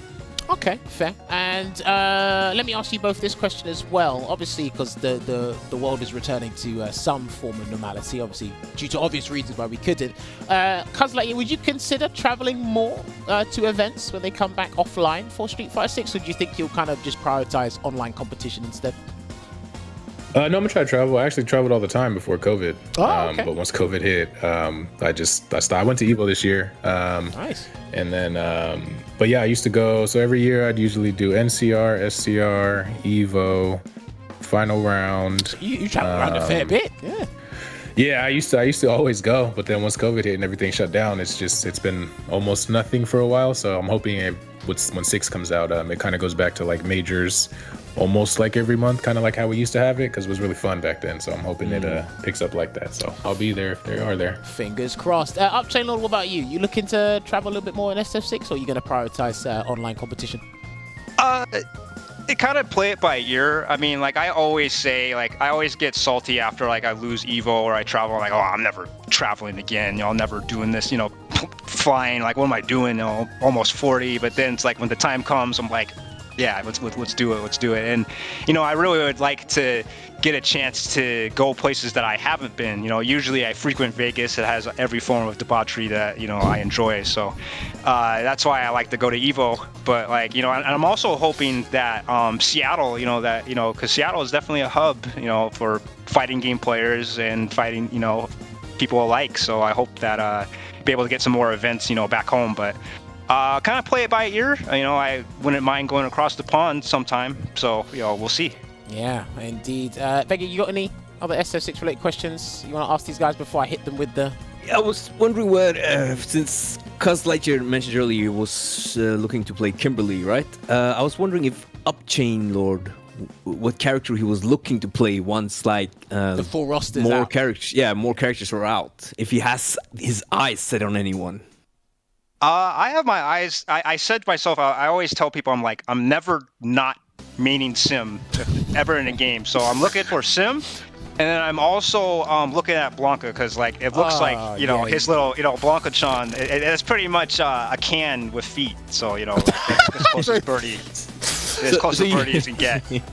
So you play Birdie for the can, basically. No, I play Birdie for the banana and also his his handsomeness. So that's pretty much why. Yeah, he's a very good-looking character. I agree. You are definitely playing characters because you don't want any friends in this community. I see what you're doing. Yeah, I definitely see what you're doing. No, if I didn't want any friends, I'd play Poison. Well, damn. Boy, I won't even take that to heart. Because he's not wrong. Nah, that was funny. I love this guy. He's the best. That was really good. Yeah. That was good. I'll take that. But yes, okay. I've got to hit you with my final question because we are running out of time. So obviously, guys, Street Fighter 6 is on the horizon, and they have shown that there's going to be actual commentators from the community in the game They're obviously like James Chen, Vicious, Tasty Steve, Aru, you name it, they're probably going to be in there. But if you could choose 2 commentators to be DLC commentators in Street Fighter 6, who would they be? CuhzlightYear, you first. Definitely Yipes. He's number 1 for sure. Definitely want him in there. And then who would be? Actually, I like. He hasn't probably done commentated in a while, but I liked Z back in the day. He was pretty funny. Okay. I think he'd spice up the game if he got a shot. He was able to put some lines in there. No, those are pretty good calls. I like that. Yipes is something we hear a fair bit, so fingers crossed. Yipes does get a call. He's probably not tell us anything now, but he does get a call, and he's able to be in the game. Because I just think people would just like love that. No one would just go against that. Because with the commentary lines you've probably heard with Vicious, Steve, and James, you'll be like, how could Yipes not be in there? So Yipes being a common choice for everyone, I can see that. Fingers crossed that does happen. UpChainLord, what about you? 2 commentators you'd want to see in the game as DLC. Any commentators of your choice? Probably have to kind of steal and commandeer the Yipes. I mean, that's definitely, that's legendary stuff right there. I hope to see Yipes. And I also would like, I know it's technically 3, but I actually would like the sets. I think that, all 3 of you do a really good job. And I think that there should be some incorporation with using the battle hubs and stuff to have at least, kind of more of a virtual sets as well. So the sets group, the sets trio, and Yipes. That's my answer. Okay, gave us 4. We'll take it. But again, maybe in the future they might go, we'll just incorporate sets in one of the corners of the lobby for the open system. That would be sick. That would be sick indeed. But yes, gentlemen, I believe we're just about out of time for your interview here. It's been a pleasure to have you guys on. So Richard, if you roll their fight guard so people know where to follow these guys, because they do have social medias, they do have Twitches. But yes, gentlemen, this is your chance to leave us with some parting words, final words. Anything you want to plug, anything you want to thank, now is your chance. CuhzlightYear, it's all yours. Just thank you guys for the opportunity, man. It was great. It was fun. I had a good time. If you guys enjoyed it, I stream. Check me out on Twitch, CuhzlightYear, YouTube, CuhzlightYear. Try to put on the show with the bombs. Hopefully someday I'll be back on here. Other than that, I appreciate it. Thank you guys. UpChainLord, what about you? Anything you want to plug? Anyone you want to thank? At first, I thought he said put on the show with the bums, and I was like, well, that's about accurate for if you're talking about me. But I just want to just thank the opportunity. I'm a huge fan of sets and Street Fighter 5 as a whole, so definitely thank for the opportunity. Shout out to my family, and then also my other family, the Seattle FGC, and I'm on Twitch, UpChain, all lowercase. And then follow my Twitter, UpChainLord. Definitely be posting clips on there. And one more thing, I would really like to see my friend Nuggy, so Nuggy Bunny, on sets as well. I think that she would be a very good choice. So I kind of want to throw my hat in the ring as far as getting her on here. We'll see what we can do. Speaking of which, I've got one more question for CuhzlightYear. CuhzlightYear, would you want a run back with UpChainLord in the future? Oh yeah, definitely. All right. Like teach him how to block. I want to see this run back, though. I want to see this run back, though. We will see what we can do in regards to the... See, remember what I said earlier? I'm stubborn, so I'm not sure if you can, but I definitely... In here now. Anytime. Anytime. We will see what we can do in the future. We need to make this run back happen before Street Fighter 6 Jammers. This banter was too good. I enjoyed this episode a lot. We will see what we can do. And let's make a deal. If UpChainLord makes Warlord before Street Fighter 6, we get the run back on sets. I mean, that's 75,000 points. To be fair, I got 100k in 4 months. I think it's doable. It's doable. It's definitely doable. We'll see. You know what? If he wants to live up to that deal, we can do that. But yes, I will make note of this. I will make note of this run back, and we will try and sort it out in the future. Yeah. But yes, gentlemen, we are just about out of time with you guys. So when you are ready, you can leave the Discord call so myself and Veggie can close out the show. And I will actually drop you guys a message later thanking you guys for featuring on the show once again. Awesome. Thank you. Take care, gentlemen. Well, that was indeed a close set. Great back and forth. A little bit of blood boiling there with the rivalry. So, again, that's another That is another run back we have to set up because we are planning to get a. I'll give you like a little bit of a teaser. We are trying to get a slew of run backs back to back. We're going to see if we can line them up properly. That's going to be in the run back season.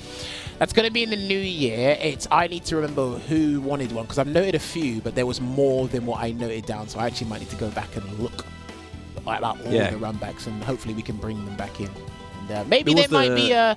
The Glitter and Mustafa's match. Yeah, I've got that one noted down. We might bring a certain 2 characters back on for the uptinct amount of time because that does get us a lot of numbers if we're talking about metrics. So we might bring those guys back. The fourth run back. We will see. Not mentioning any names, but we shall see indeed. But you know what? I mean, there's another run back we need to get sorted though.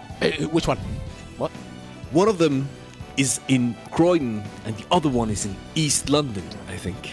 What? Or was it North London? South London? What? Now you've I lost don't remember. Yeah, you've definitely lost me. Yeah. You've lost me, mate. Unbelievable. Anyway, no, that was a good show. Obviously, courtesy of you for bringing on UpChainLords, CuhzlightYear, we managed to get him on the show. These guys want that run back. I'm going to make note of it. We are going to make it happen. Hopefully, you guys enjoyed this show as well. This is the place to be to hear more about the players and hear this banter. You don't get this on CPT. You just get text and interviews and said, I hope I'm going to beat this guy. They don't say, no, this guy doesn't have to block. I'm going to teach him that next time.